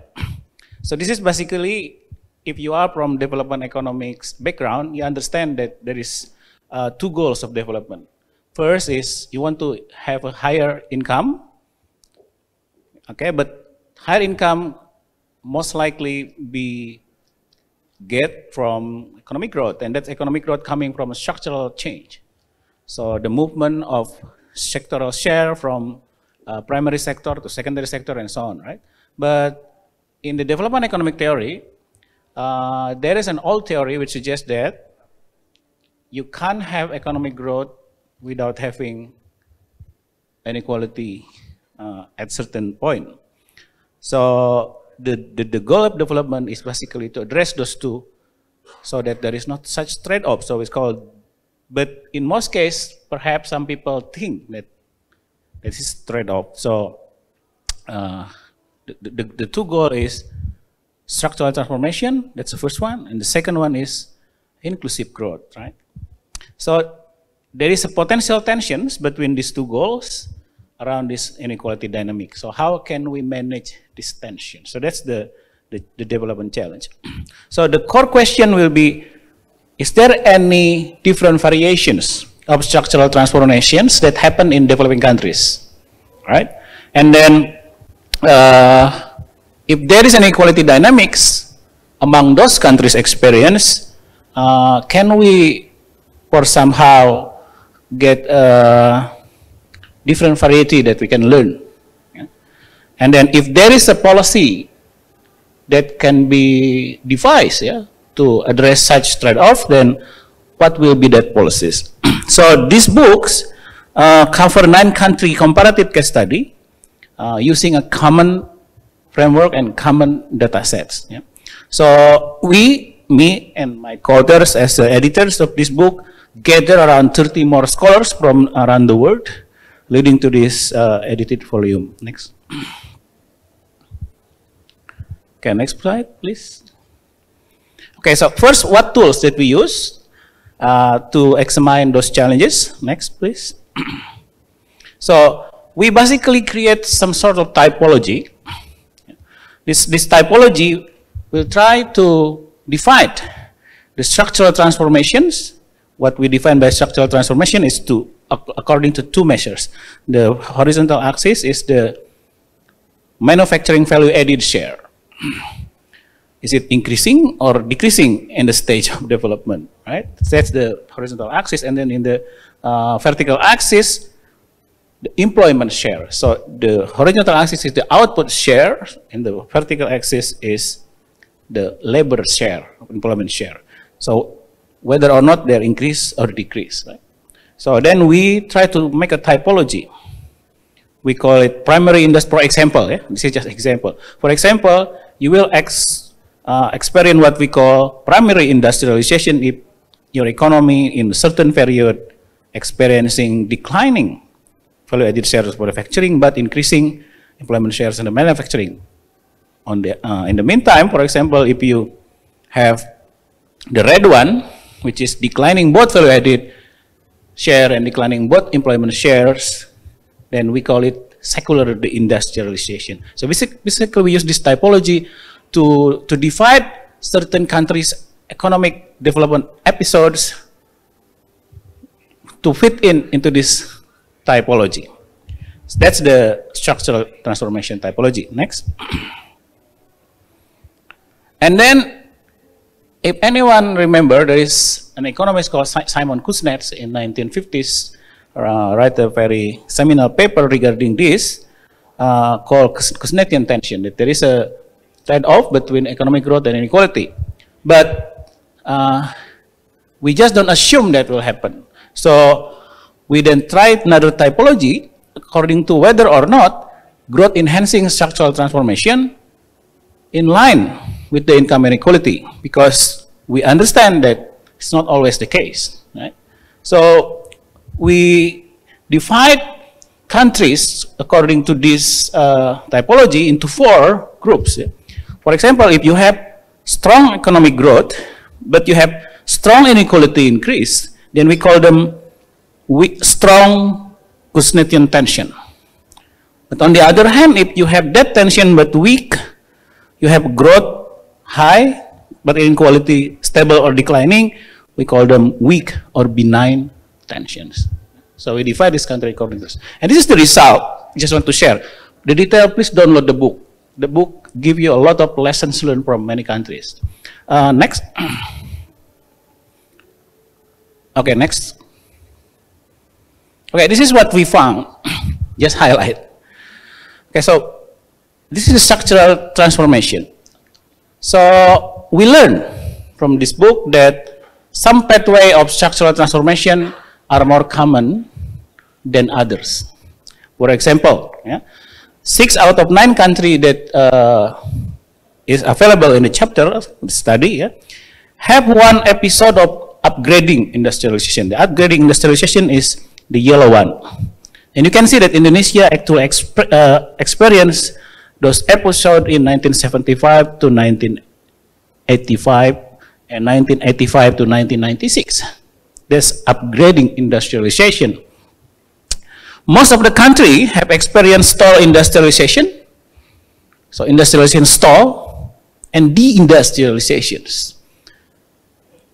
Thankfully, Indonesia has not entered the stage of deindustrialization yet, but in year of, you can see here, in 1999 to 2012, or until today, we experience the middle in the typology, which is stall industrialization.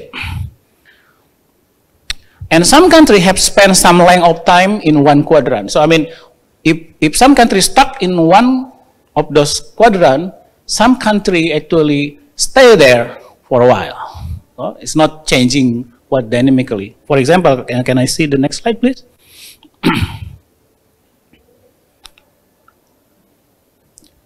Okay, so for example, Indonesia actually in more than 2 decades experiencing upgrading industrialization.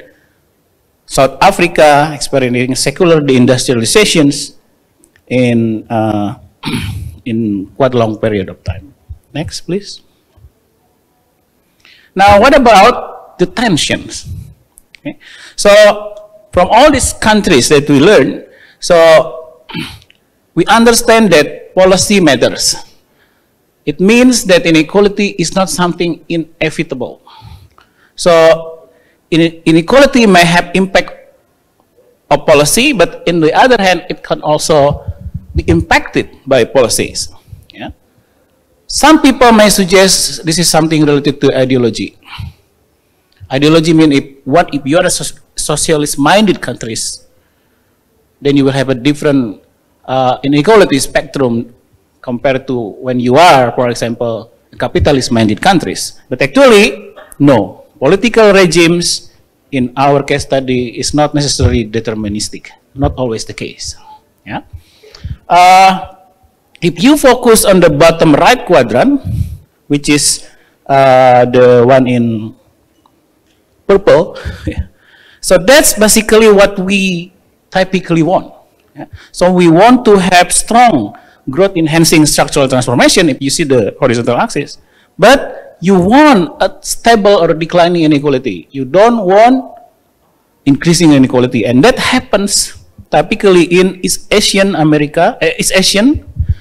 countries and some Latin America in a certain period. For example, in Thailand in 1980s, in South Africa in 1970s, in Chile in 1960s to 1970s, in Indonesia in 1975, 1996. Next, please. So, I think I skipped this. Can you go to the next slide? Yeah, so this is a conclusion from the global perspective from this book, the first part of my talk. Yeah? So the conclusion is somehow along this line. Next.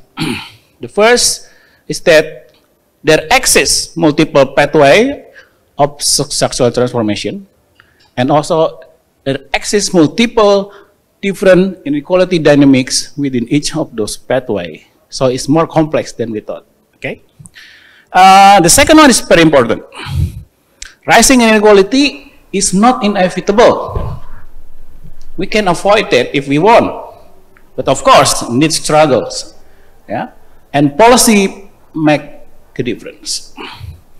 And the last one is we need a different policy agenda for broad-based growth, yeah, for each quadrant. And also, we need to carefully understand how policy and inequality interact, because they can go both ways.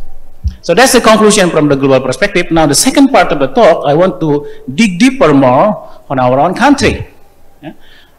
This is based on the paper that I also published recently. Next, please.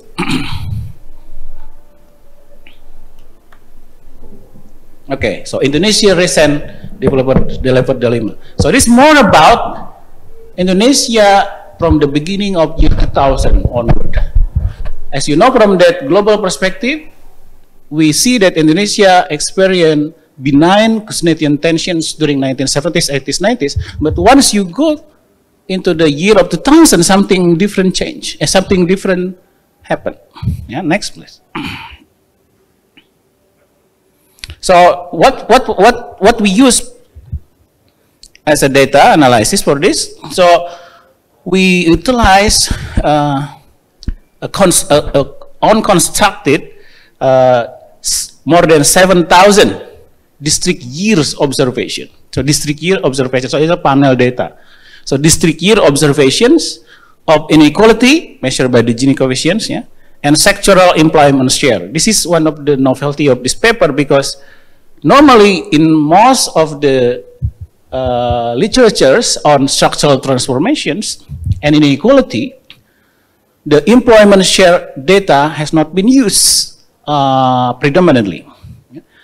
Kuznets, when he talked about inequality and structural transformation, he actually literally say labor share of sectors. But since the data is not sophisticated during Kuznets time and onward, people usually use output share, which is not exactly the same thing, right? Not exactly the same thing. So if you look at the paper that link inequality and structural transformation before 2000 or before this paper published, I only found one paper that used labor share. So that's how I see that there's an opportunity to add to the literature when you see that. So we did construct employment shares from 25 years of data of SUSENAS, and then calculate those. Next, please. Yeah. So this is some of the result that I would like to highlight. So we defined the period into 1990s until 2017, right? And then if you look at more, long-term span, you can see here that inequality actually increased in all sectors of the economy, except finance sectors, financial sector. Why finance different? It's simply because finance is naturally already unequal sector. Whatever happened, because financial sector is very capital intensive, very skill intensive. So those sector is naturally unequal sector. So during the development, it's not really surprising if you can find that this sector does not experience dynamic change. Yeah? As you can see here, right? So the flatter you are, the more unequal, right? So if you plot this distribution pictures, you see that the more 2017 has flatter curve, meaning that has more higher Gini coefficient, higher coefficient of variation. Okay, so inequality happen in all sectors. That's the first highlight. Next, please.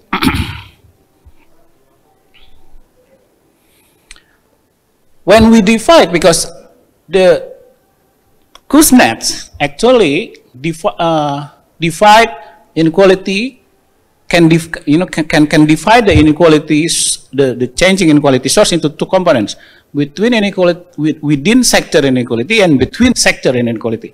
So inequality can happen between sector, but within sector too.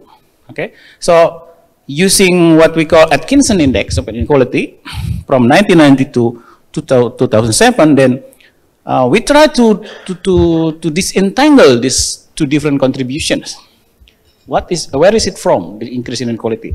We learn actually that within sector inequality dominates, meaning that it's not inequality between sector that change, but in every sector, the inequality actually change. You can see here the red, more red color is inequality. So the between sector, for example, you can see is green all the way through.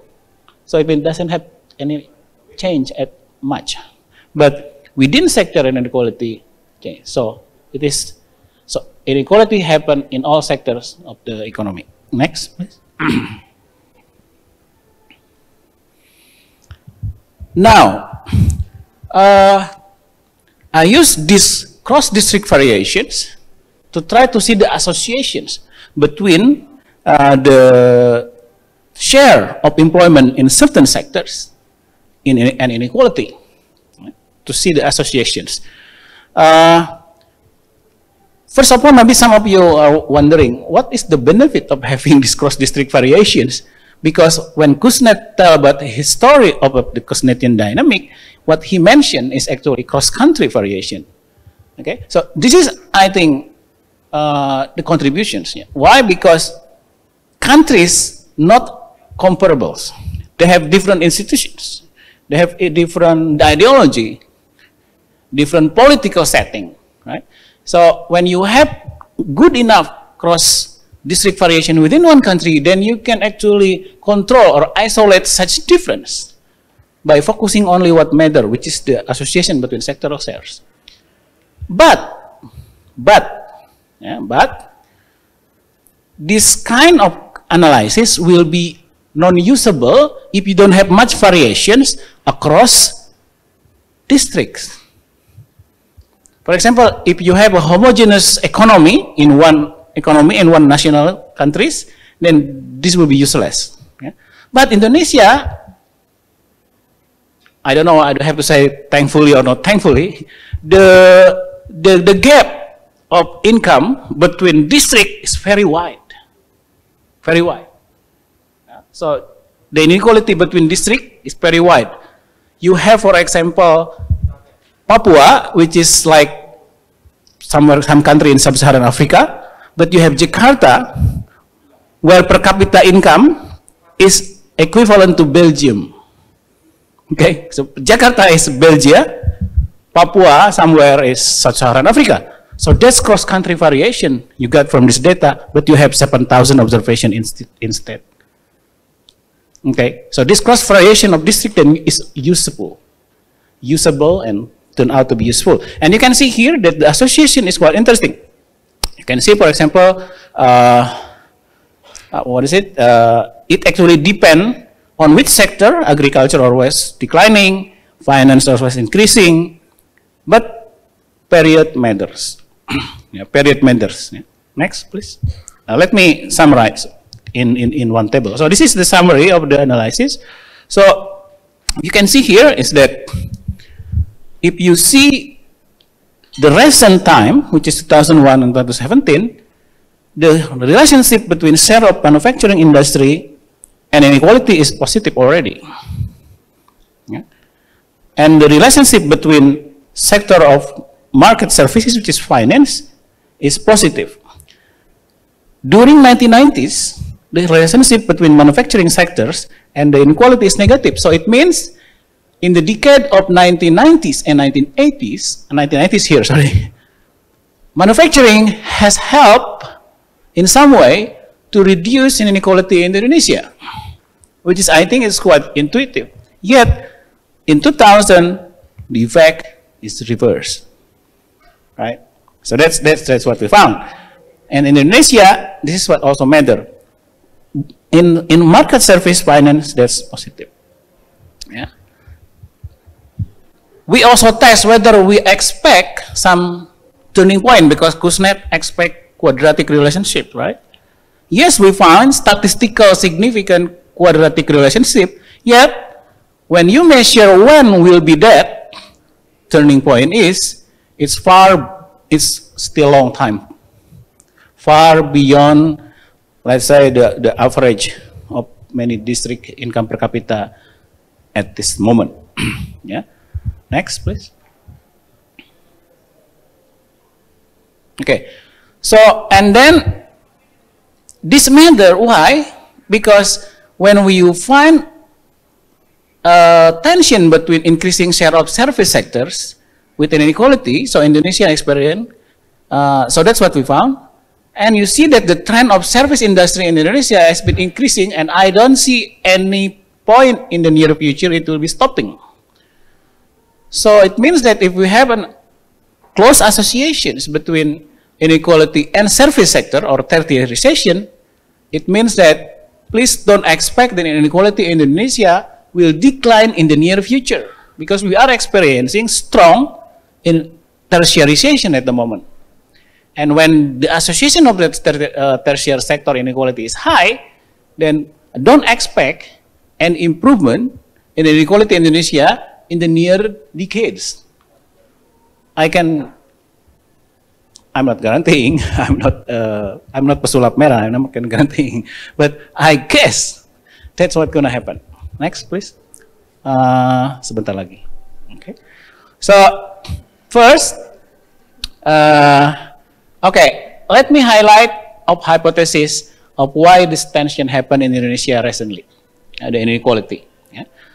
First, Indonesia just recover, not from this crisis, but from the 1997 crisis, which is very hard, where the capital are idle. Yeah, capital idle. So the recovery in 2000, people look at this capital idleness and intensify on capital utilization.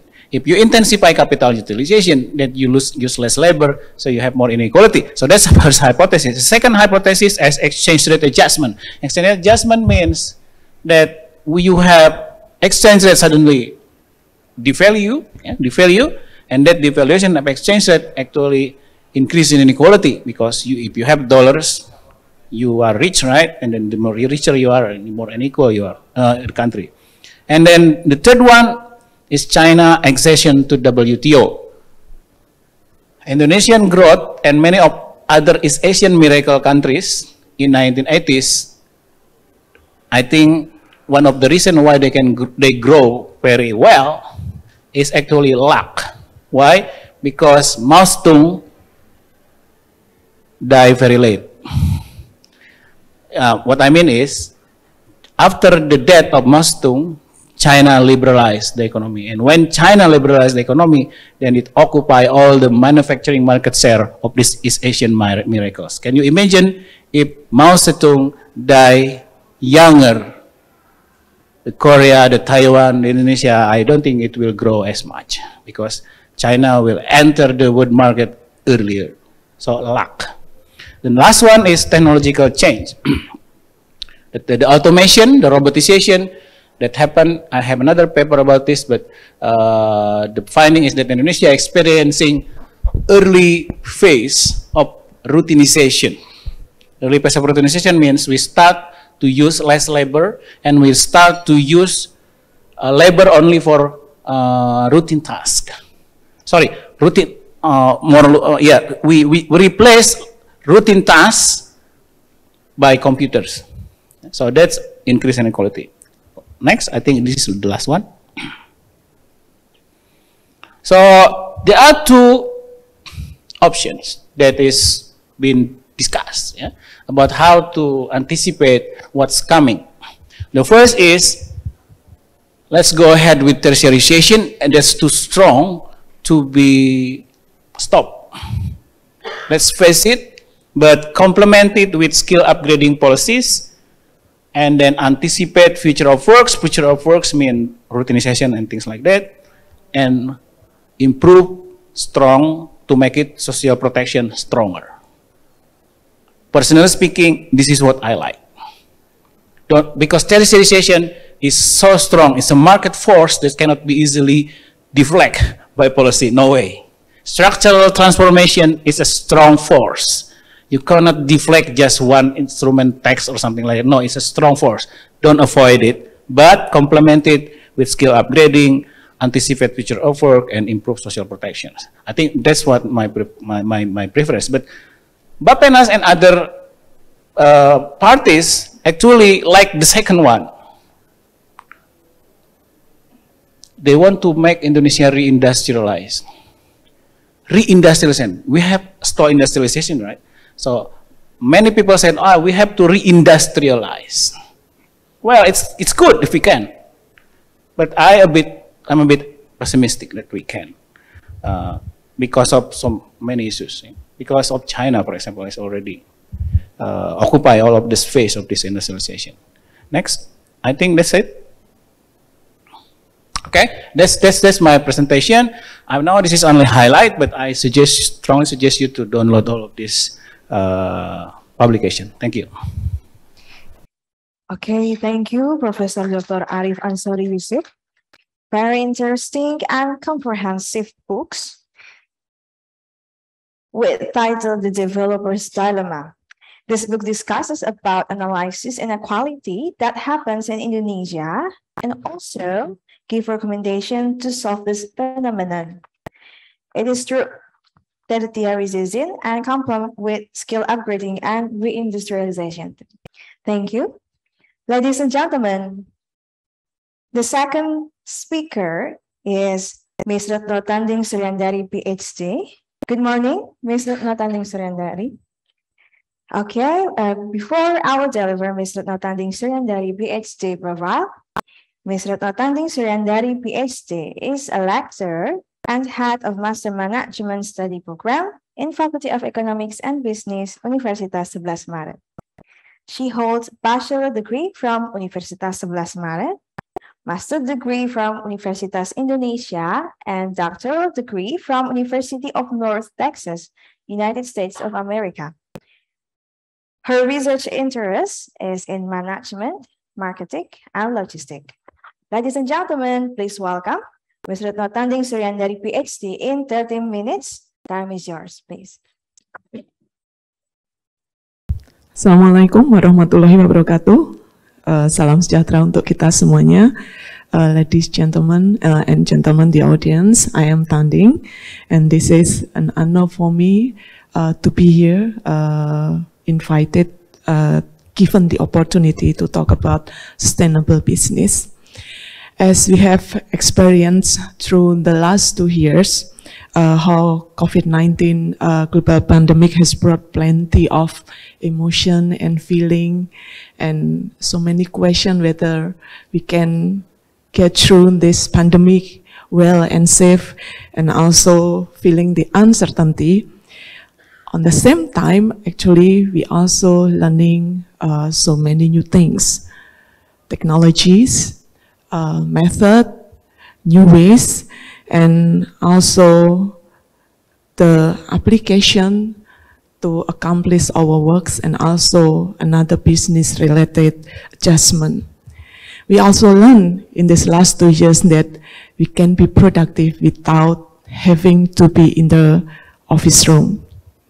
We learn to simplify and also to get back to the basic in organizing and managing our personal as well as our business matters. One general business strategy that received even before the pandemic hit us together is the attention, received the attention during the pandemic is the sustainability strategy. So I will talk on this about the sustainable business and how the pandemic, the global pandemic, bring us some insight and how this sustainability issue and also the lesson that we learned from the pandemic might be carried over into the present and also future practice of our organizational life as well as the business life. Next, please. So this is the several things that I would like to talk about the principle of the sustainable business, global business trend in adopting sustainability issues, sustainable business in practice, and what COVID-19 pandemic teaches us and where business should move forward from here. So if we talk about the sustainable business, I think the first definition came in 1983, which this definition, in fact, brings some concern about whether the future generation will have a similar privilege of enjoying the high quality of natural environment. But currently and presently, the sustainable business has been defined as doing business without negatively impacting the environment, community, or social as a whole. So in short, when we are talking about sustainability, we are including 3 factors. The first is people, the second is profit, and the third is planet. The recent issue, some researcher has brought into the discussion the 4th pillar of sustainability, which is people, which is human, which actually equal to the people itself. Next. So when we talk and considering the sustainability issue, what we expect from the business is that the business operator should achieve the right balance between social responsibility, economic profitability, and the environmental friendliness principle. So the business should considering a wide array of environmental, economic, and social factors when making business decisions, and also in the same time monitoring the impact of the business operation, to ensure that short-term profit do not turn into long-term liability. So, what sustainability issues are currently adopted and also embraced by the global business communities? So, right now, currently, global business has adopted several ideas on how to put the sustainability issue into their operation. most of the global business right now has issuing sustainability report annually, and I think Indonesian company, we are not yet having the sustainability report, but more on the company CSR, what is CSR?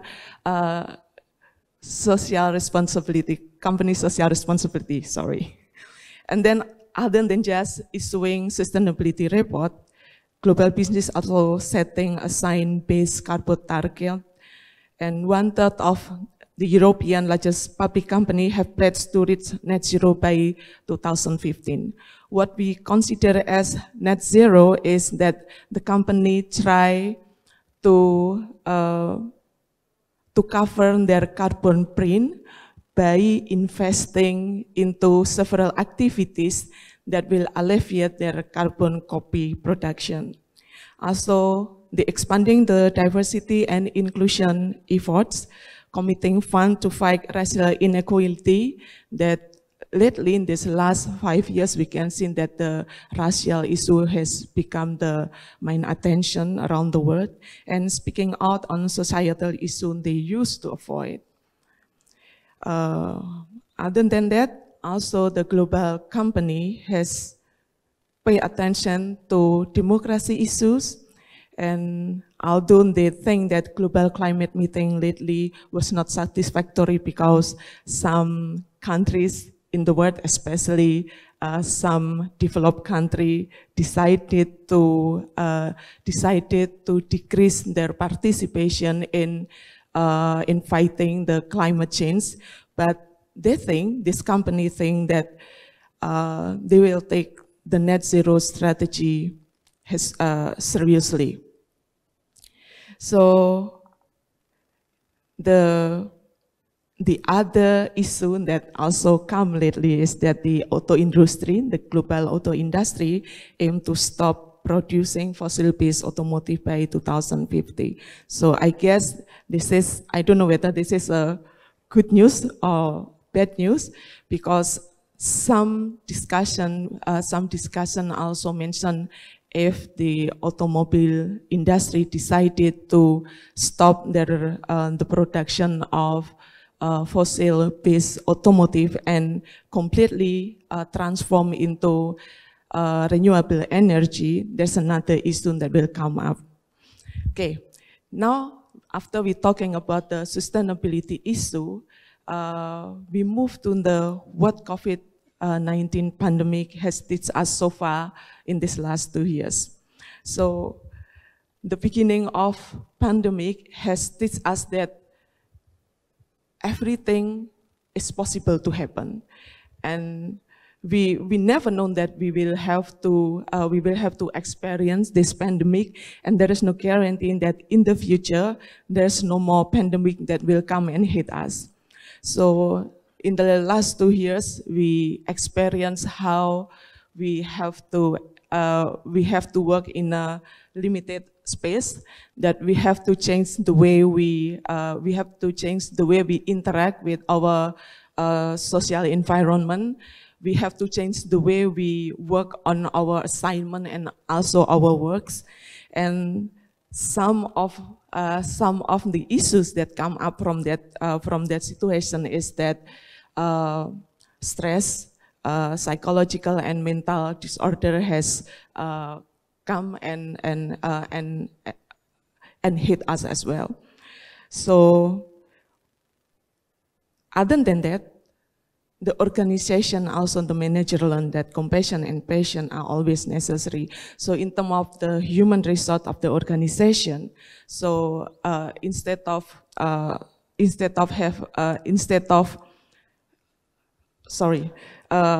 terms of the organization, instead of just put their human resource in a very difficult and stressful situation, in this last 2 years, organization also learn how to be patient, how to show compassion to their human resources, and how they see that during this pandemic, even the lowest level of workers in their organization also become the important contributor to the operation of the organization.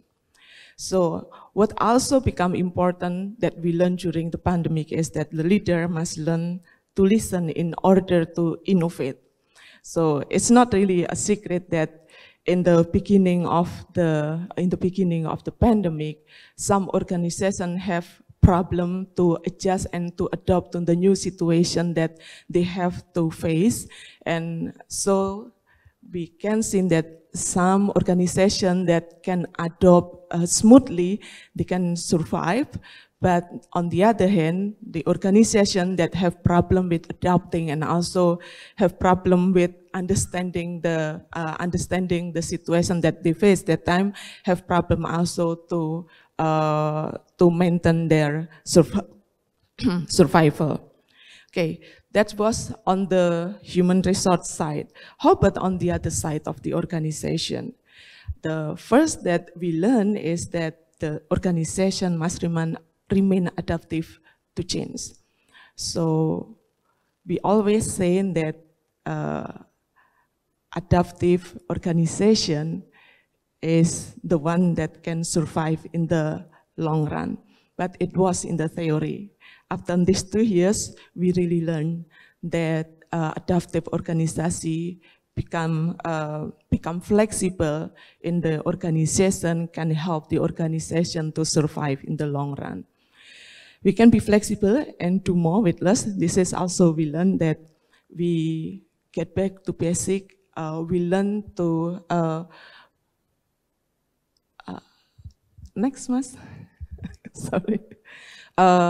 We learn to adapt to the situation where we don't have a complete instrument to carry on our work, and that's we learn without having a complete instrument, we can accomplish our assignment as well. And diversification is key to ensure success.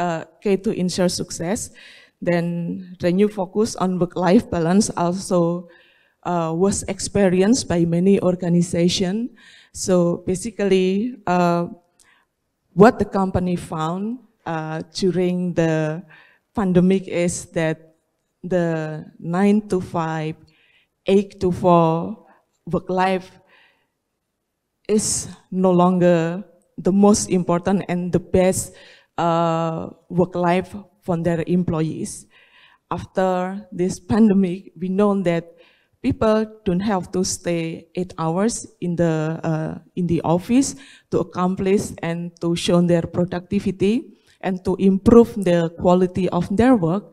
So I think the organization, the business operator will think over about how to carry out this experience, how to carry over this experience into the present and future operation of the business. Now, after we learn about the insight of the insight from the pandemic, what next that will be faced by the organization, by the business operator? These 3 things are currently become the trend and also become something that bring attention from the business operator. The first is the young generation voice. The young generation voice have become louder and louder. And then the business in the future will also have also face more standard and regulation related to the I think related to the societal issue as well as the natural environmental issue. And also right now we have seen already how the business role in expansion into the society. The business take societal issue into their strategy.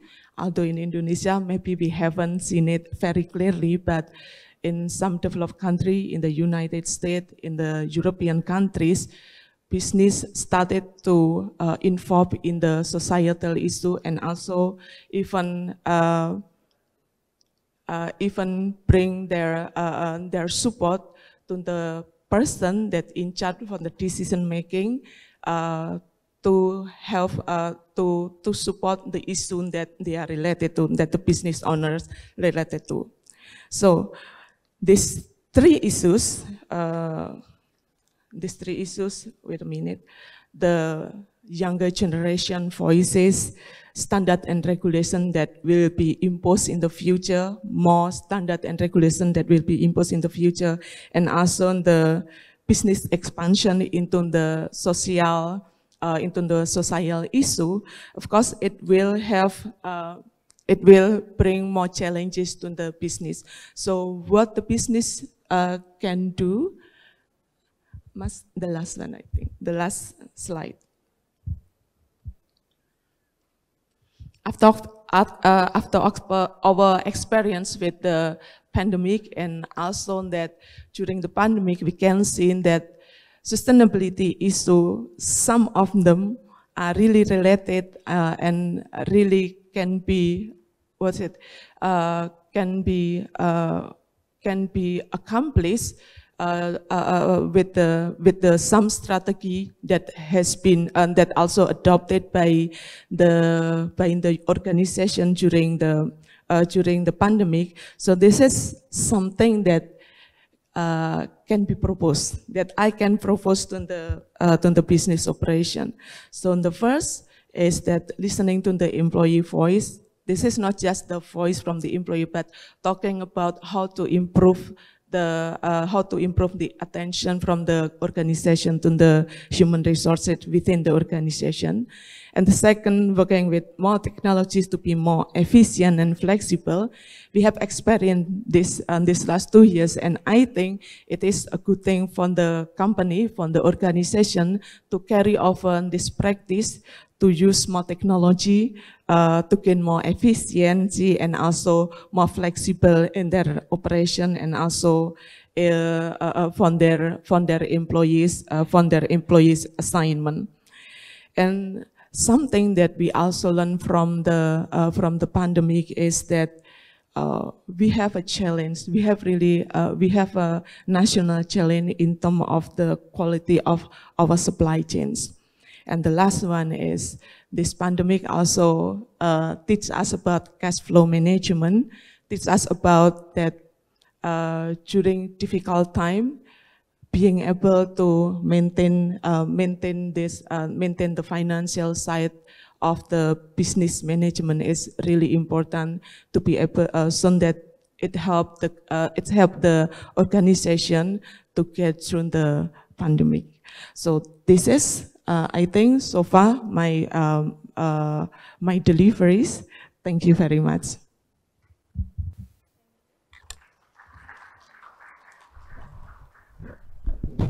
Thank you, Ms. Retno Tanding Suryandari, PhD. As we know, sustainable business are quite struggling during these 2 years because of the pandemic. But after pandemic, we realized that the business should be more flexible to survive in any situation that not expected. There are recommendations how business should move forward. There are listening to the employee voices, working with the technologies, offering reforms, improve the product quality, and cash flow management. Okay, ladies and gentlemen, next session is the third speaker is Mr. Agus Ganesha Rahyuda, PhD from Universitas Udayana. Good morning, Dr. Agus Ganesha. Yep. Okay. Okay, thank you. Before I will deliver Mr. Agus Ganesha Rahyuda, PhD profile, Mr. Agus Ganesha Rahyuda, PhD, is a lecturer and dean in Faculty of Economics and Business, Universitas Udayana. He holds bachelor degree from Udayana University, master degree from Bandung Institute of Technology, and doctoral degree from University of Kent, United Kingdom. His research interest is in international business, entrepreneurship, management, human resource management, and organizational behavior. Ladies and gentlemen, please welcome Mr. Agus Ganesha Rahyuda, PhD. In 30 minutes, time is yours. Thank you very much. Is my voice okay? Yeah, it's okay, sir. Thank you. Okay. Okay. Assalamualaikum warahmatullahi wabarakatuh. Om Swastiastu. Salam sejahtera untuk kita semua. The Honorable Dean of the Faculty of Economics and Business, Universitas 11 Maret, Honorable Keynote and invited speakers, friends and colleagues, ladies and gentlemen, good afternoon. Okay, for the operator in Udayana, could you please share my presentation? Okay, thank you. Once again, good morning, everyone. Good afternoon, everyone. I'm sorry.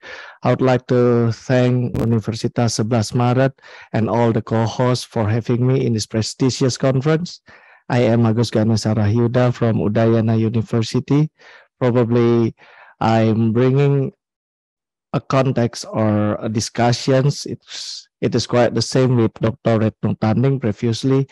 I will be talking about sustainable business model for the prosperity of regions. So the difference between one that I would like to speak and Dr. Retno Tanding is I'm trying to connect it with the concept of regional economic development. So today there are, no, it's not moving, the clicker. Next. Previously, please. Cheers. Okay, today there are 3 talking points that I would like to deliver. Firstly, I would like to talk briefly about the regional economic developments, its programs, and also the issues.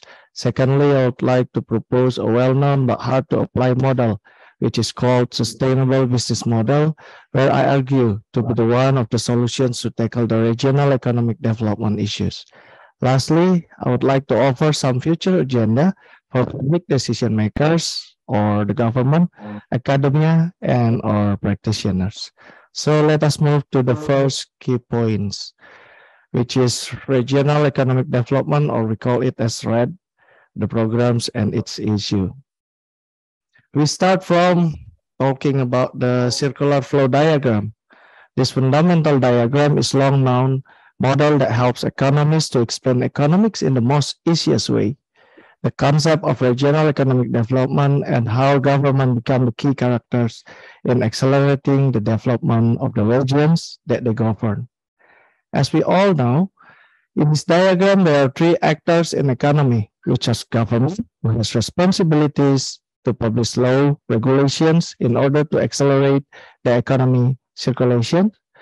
Firms who provide goods and services to be consumed by the people inside or outside regions, and households who buy and use the products that the firm sell. And there are 3 markets, which are goods and services markets, factors of production market, and financial market.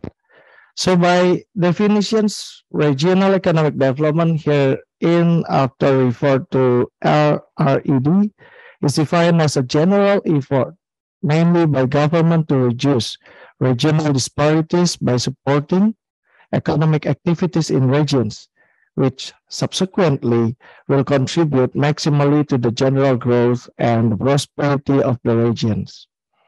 So by that definition itself, and in terms of developing regions, it is the government, either in the level of countries, province, or cities and districts, who plays the central part and key roles in making their regions prosper. It is the government who must find ways for regions to have quality and qualified human resources. It is the government who attracts and retains investors so them can create new businesses and expansions of existing businesses in a way that expands the total number of jobs and results in rising average wage. Therefore, it is the government, the programs and its initiatives that help regions to prosper.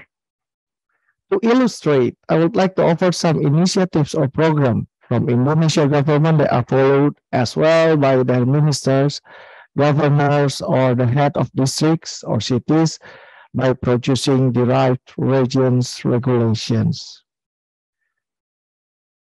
This is, for example, government initiatives about market regulation and infrastructures to achieve its aims, which is developing the regions.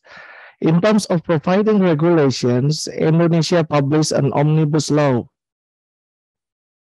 of the Republic of Indonesia number 11 of 2020 on job creation. So this law can help investors to feel ease in investing their money, to provide a healthy employment environment, and to encourage entrepreneurship. Regarding infrastructure, we can see that Indonesia initiated a program called National Strategic Project, where there are 203 within 12 programs with a budget of 5,476 trillion in 2022 alone. And then to recover from COVID-19 pandemic, Indonesia produced a flagship program called National Economic Recovery Program with the budget allocations of more than 455 trillion rupiah to catch up with the global education progress and to ready themselves to take advantage from the demographic bonus in 2045. The Ministry of Education produced a new paradigm of learning in higher education called Freedom to Learn, or in Indonesia, Merdeka Belajar, Kampus Merdeka. And then another program to develop the human resources in Indonesia. There is one program, the collaborative program between the Financial Services Authority, Ministry, Local Government, and Financial Services called Accelerations, the Access Acceleration to Regional Financial Services. Another initiatives such as BRIN, or National Research and Innovation Agency, provide a research fund up to 6.1 trillion rupiah to speed up the research ecosystem in Indonesia. So many more programs to develop Indonesia and its regions. All of these programs were also executed by the districts, cities, province government, and proven to impact the region's reputations, produce more entrepreneurs and MSEs, attract many investors, and increase the number of investment in Indonesia, which subsequently developed the regions within the Indonesia country. However, there are always two sides of every story. While government and regions enjoy the development, there are many issues arise regarding social and ecological environment. For example, issues related to the society's social problems, the movement of reclamations, rejections in Teluk Benua Bay, or the rejection of mini market development in some village because they argued that it will kill micro industry and their small economy. In terms of environmental problems, there are many problems. There were many natural disasters happen due to the massive investment that focus on economic benefit only, such as Lapindo Mud, abrasion, massive deforestation, and smoke. So actually, what went wrong with the concept of the regional economic development? I believe it's nothing wrong, but instead of focusing only to the economic benefit of programs, initiatives, or investment, in the future, government must put a strict regulations to the investment that the investors must put bigger attention to the society and environmental issues in their business proposal. Government also needs to consider many society and environmental problems before developing their regional development plan. In short, the perspectives of social and environmental issues must put in balance with the financial and economic issues. Here, the model of, I'm sorry, it's not working, the clicker, sorry, wait a second. Not working, your clicker is off. Wait a second. All right. Here, the model of sustainable business comes into play. The traditional model of doing business can be represented in this business model canvas, where the business processes lie on 4 pillars of this business model canvas. The first one is regarding the product or service value, and then followed by customer interface, infrastructure management, and financial aspect. And actually, this traditional model of business put a lot of attention solely on financial objectives. But this modern international companies or organizations have redesigned the traditional model from focusing on profit to put a right balance of attention to ecological and social values, or we can say it as sustainable business model. So what differs the traditional business model and sustainable business model? There are 4 types of sustainable business models that we can catch from the literature that differ this model to the sustainable model 1. First, sustainable business model. The first model, we can call it as participatory business model. A lot of keynote speakers in this event and also the invited speakers talk about the example of participatory business models. What is the emphasis on this participatory business model? It is shifting the focus to the users. We must understand that the users is a source of knowledge and innovations. Let them design the product. Ask them to put their attention or put their effort as well to the product that we design. Let them selling their idea, co-producing with them, co-innovating. Well, the marketing, co-innovating as well. And then the user will be the users receiving the end product, the product that actually give hands into the development of the product itself. The second model of the SBM, you can say that moving from the users only and putting the emphasis on the stakeholders' involvement. It is not the user only, but also whole of the stakeholders, product oriented based on stakeholders' involvement.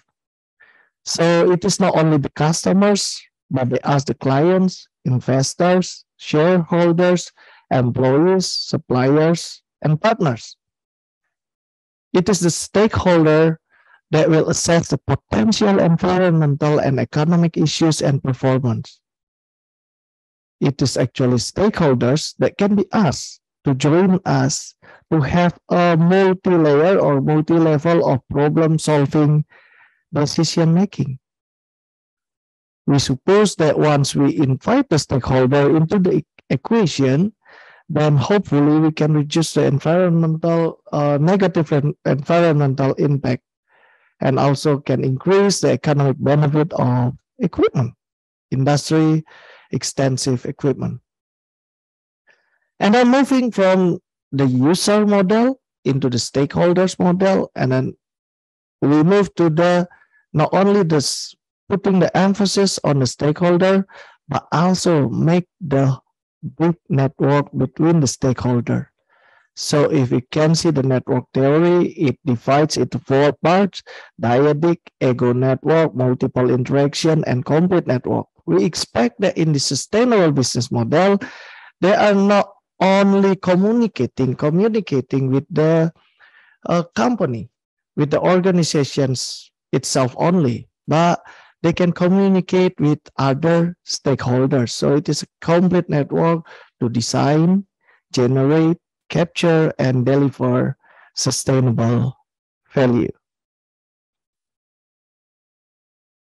And the last one is the sustainable model that is modified from the business model canvas. I added like 4 key authors in the literature that modified the business model canvas and add some elements, the sustainable elements into the sustainable business model. So the first one from Upward and Jones, 2015.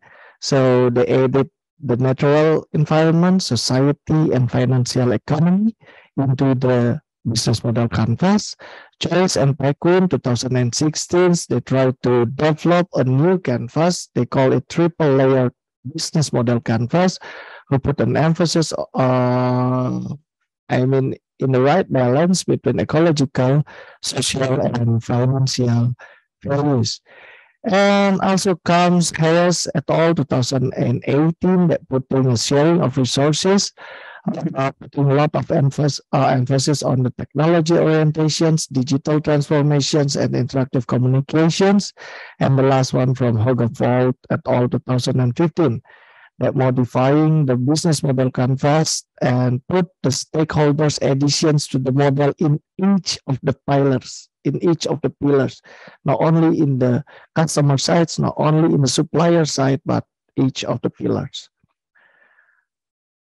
Okay, and the last slides of my presentations, our future agenda. So we can say that embodying and combining the three dimensions of sustainability, environmental, social, and economic, are the key parts to produce or to make the sustainable business model happen. The values added into the product or services must be based on the concept of sustainability. By putting this concept of sustainability practices or perspectives, hopefully we can reduce the problems that initiate or the problems that happens when the government, the firms or household want to develop their regions economically. But this integrative model, business model, come from the left side and then the sustainable perspective, and then they join together into sustainable business model. Actually, this is an important drivers of solutions to problems affecting the social and environmental issues of the company and society. But it will not be happening at all if we don't have a correct enabler to make this model works. There are at least 4 enablers that I propose in the future agenda that the academia can put a lot of effort in their research, or the government can put their attention when they develop regulations. First of all, of course, collaborative action by all stakeholders. Just provide privilege or giving privilege to multiple stakeholder objectives. Once we develop a network point of view of sustainable business model, we can use the sharing information, sharing technology, sharing knowledge and costs, promoting improved competitiveness and economic performance, cooperation, networking, and partnership. We can gain all the advantage of the networks. We can do the co-development, co-innovation, and co-creation and design thinking, because we believe the user will not reject or will not do anything bad to their environment.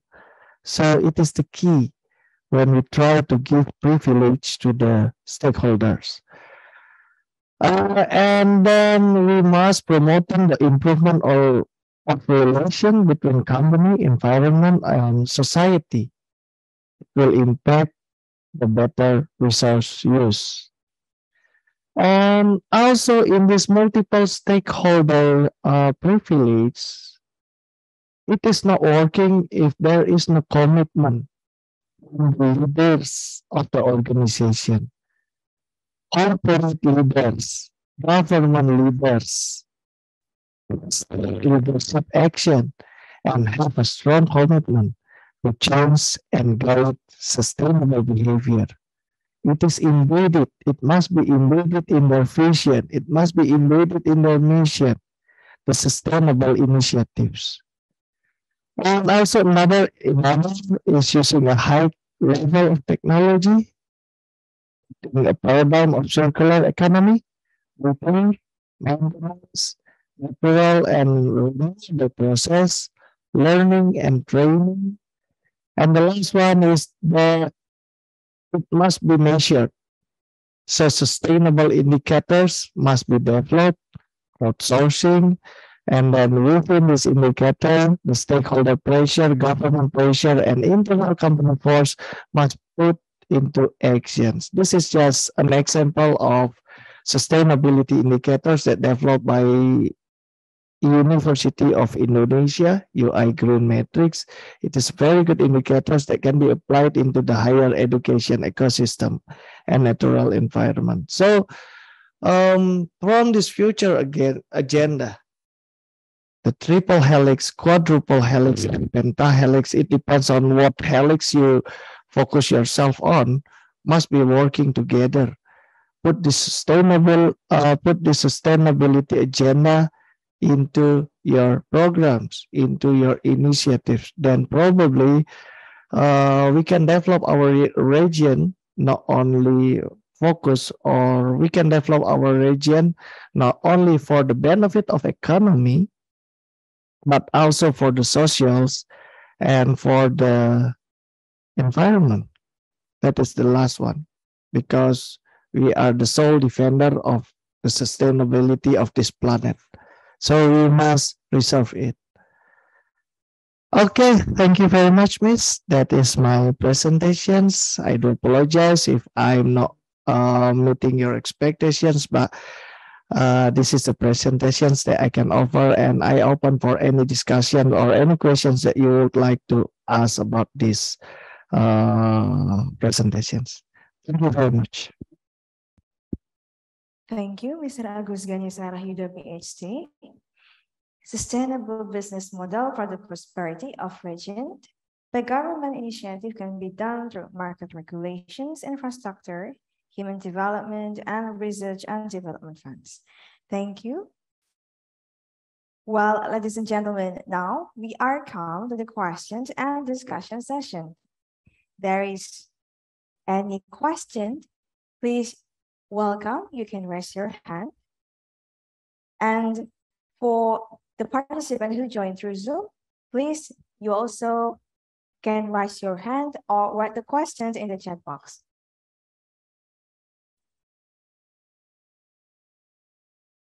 For the operator, could you please help me to open the chat box so I can see the question through the monitor here, please? Thank you.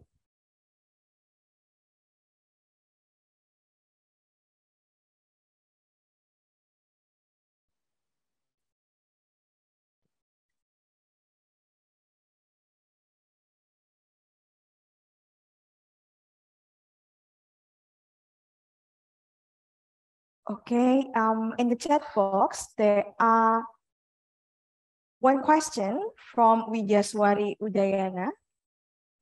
Can sustainable business model be implemented in public sector? How will it be adjusted to suit the non-profit environment? Thank you so much. If may I know, Ms. Widyaswari, the question is for who? Maybe for the other questions, if the participant who attends in this room, please.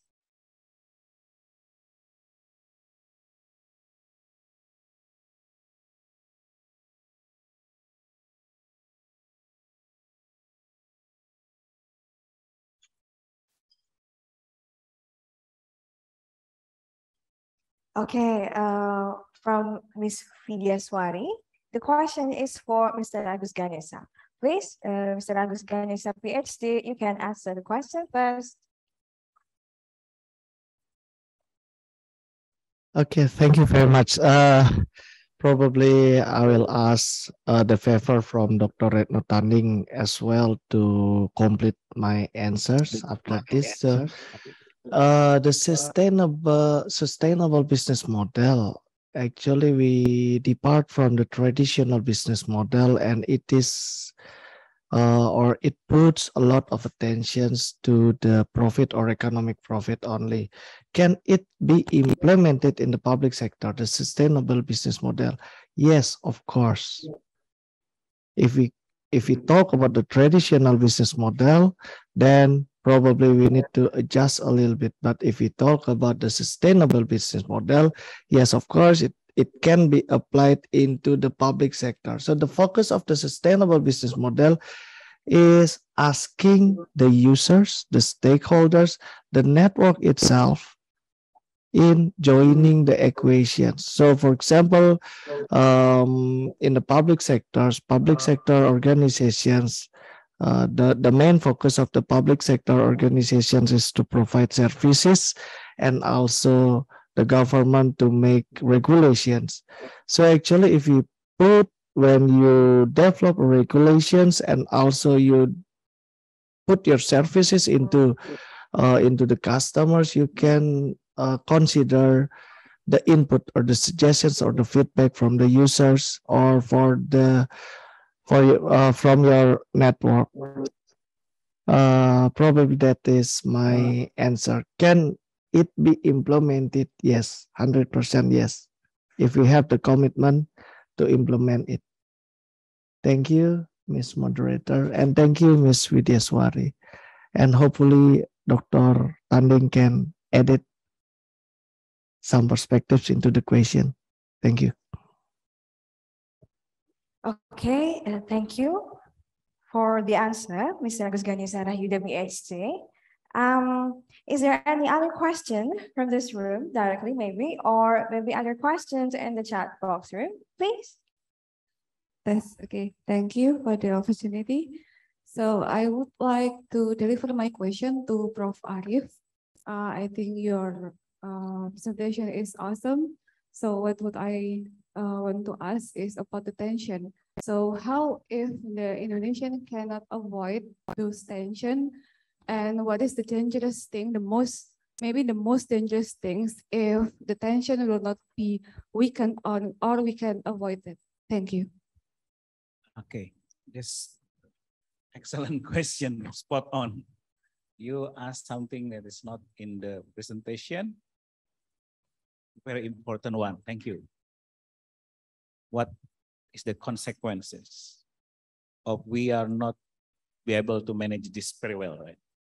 Well, of course, something bad. Yeah? I mean, the implication of inequality can lead to various different consequences. It's in the literatures, and it's happening already. One is that is very clear is inequality lead to social unrest. Inequality leads to social unrest, and then it divides society. It creates political identity politics, and I have another paper, for example, that show that actually religious intolerance is actually associated with increasing inequality. And if you read literatures written, for example, by I can't remember the name, but an English, British sociologist, Wilcoxon, I think. So normally, inequality will lead to many social aspects like even health and things like that. But for economists, I think things that is not really thing that should not be forgotten is that many people think that what matter more is poverty, not inequality. Well, it's okay, country is unequal as long as we don't have poverty. But they forgot that if you have high inequality, it is very unlikely that you can get rid of poverty. Because in a developing country, the source of the poverty reduction is economic growth. But if you have economic growth, but at the same time you have rising inequality, that economic growth will not spill to the bottom. So the poverty will be stay there. So inequality is a necessary condition. Lastly, actually I write a very short book about this, which suggests that actually inequality lead to low economic growth. Because when you talk about the real economic growth, it is mainly coming from innovation, not from investment, but innovation. And innovation comes from skill, human capital investment. And that human capital investment comes to broad-based education system.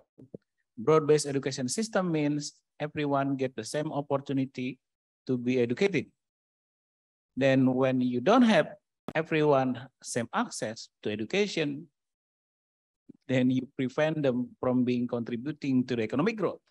So it's in the literature. So there are so many bad consequences of inequality, and the tension is quite high at the moment for Indonesia. There is a declining a little bit, but I think that decline in inequality recently is not structural. It's just cyclical. So the structural is still increasing because the tension of rising tertiarization is still high. So long as you still have this tertiarization, you will have increasing inequality.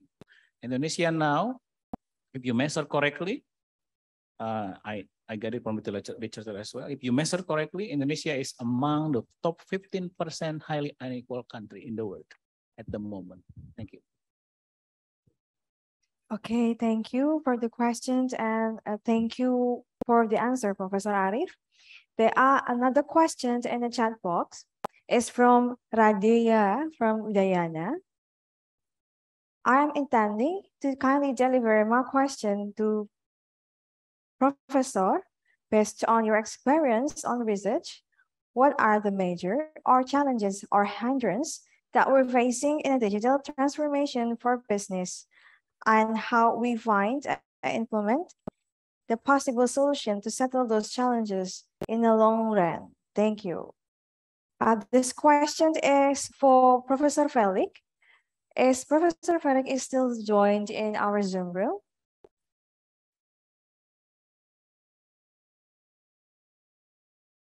Okay, I apologize because Professor Felix is not in this room anymore. So we regret that we can answer that question, Mr. Radea. Okay, maybe there is any other questions in this room, please. Okay, I think there is no other questions. So, ladies and gentlemen, now we are continue to the next session. The next session is handover souvenir from Second Incredible Committee to the speaker. I would like to invite Vice Dean in Academic and Student Affairs, Professor Dr. Iza Mafruha, SAMSE, to hand over the souvenir to the speaker, please.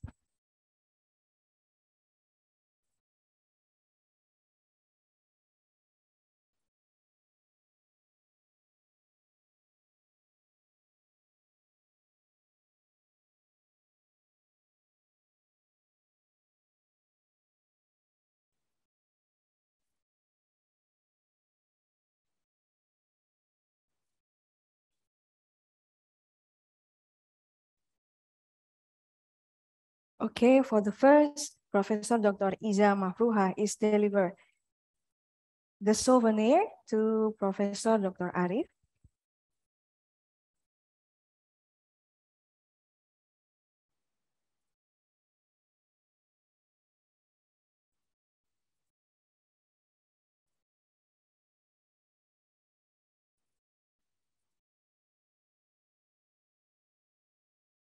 And second, Professor Dr. Iza Mafruha is deliver souvenir to Ms. Retno Tanding Suryandari, PhD.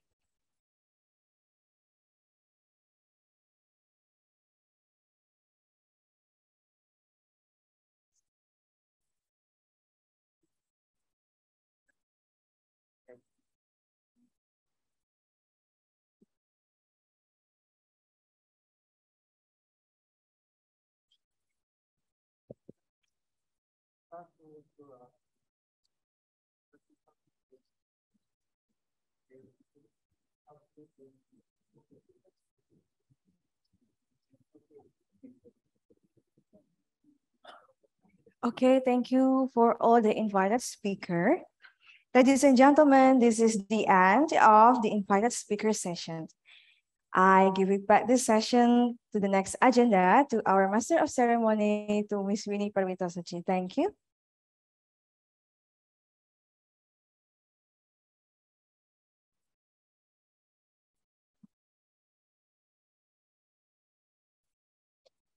Dear all plenary speakers and moderator, thank you for the interesting and insightful discussion.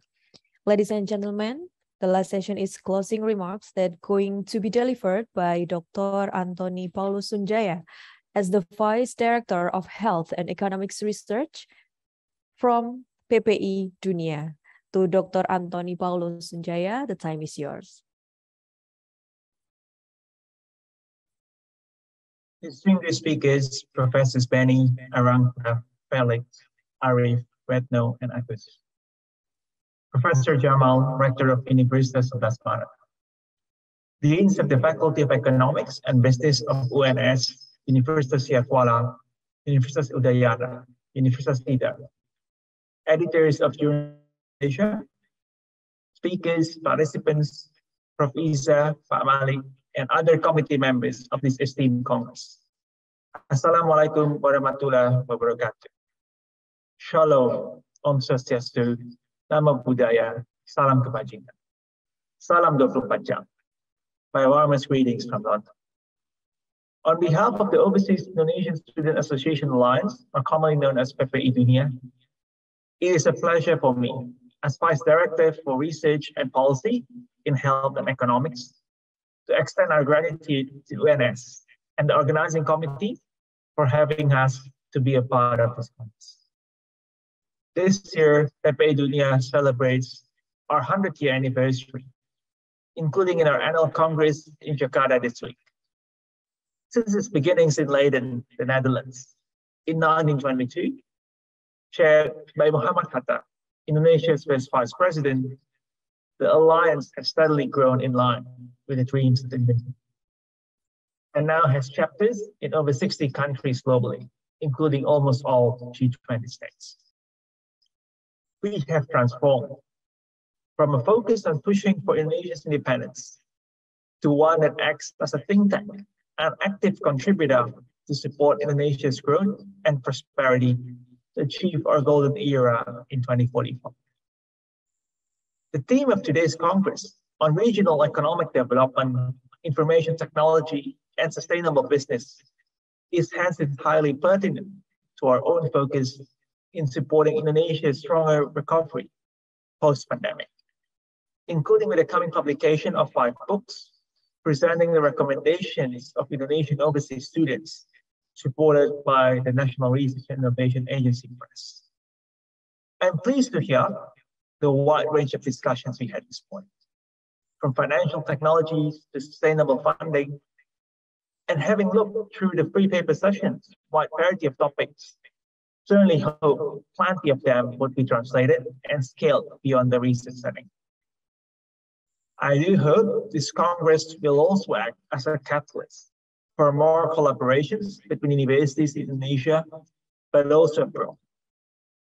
With over 120,000 students studying overseas in some of the world's leading universities, many of which are postgrads, PPI Dunia stands ready to be a bridge between them and institutions in Indonesia, including supporting those without a home base to be affiliated with Indonesian institutions once they return.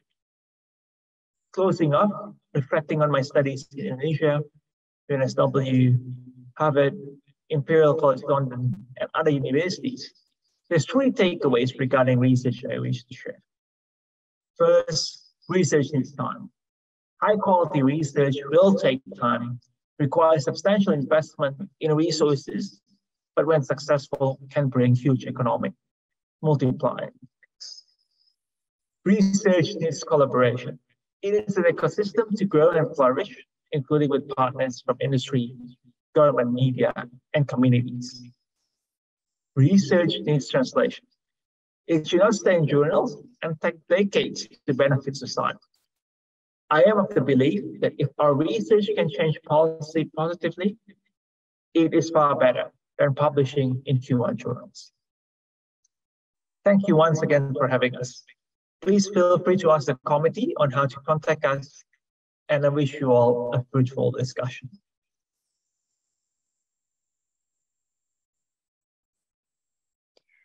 Thank you, Dr. Antony Paulo Sunjaya.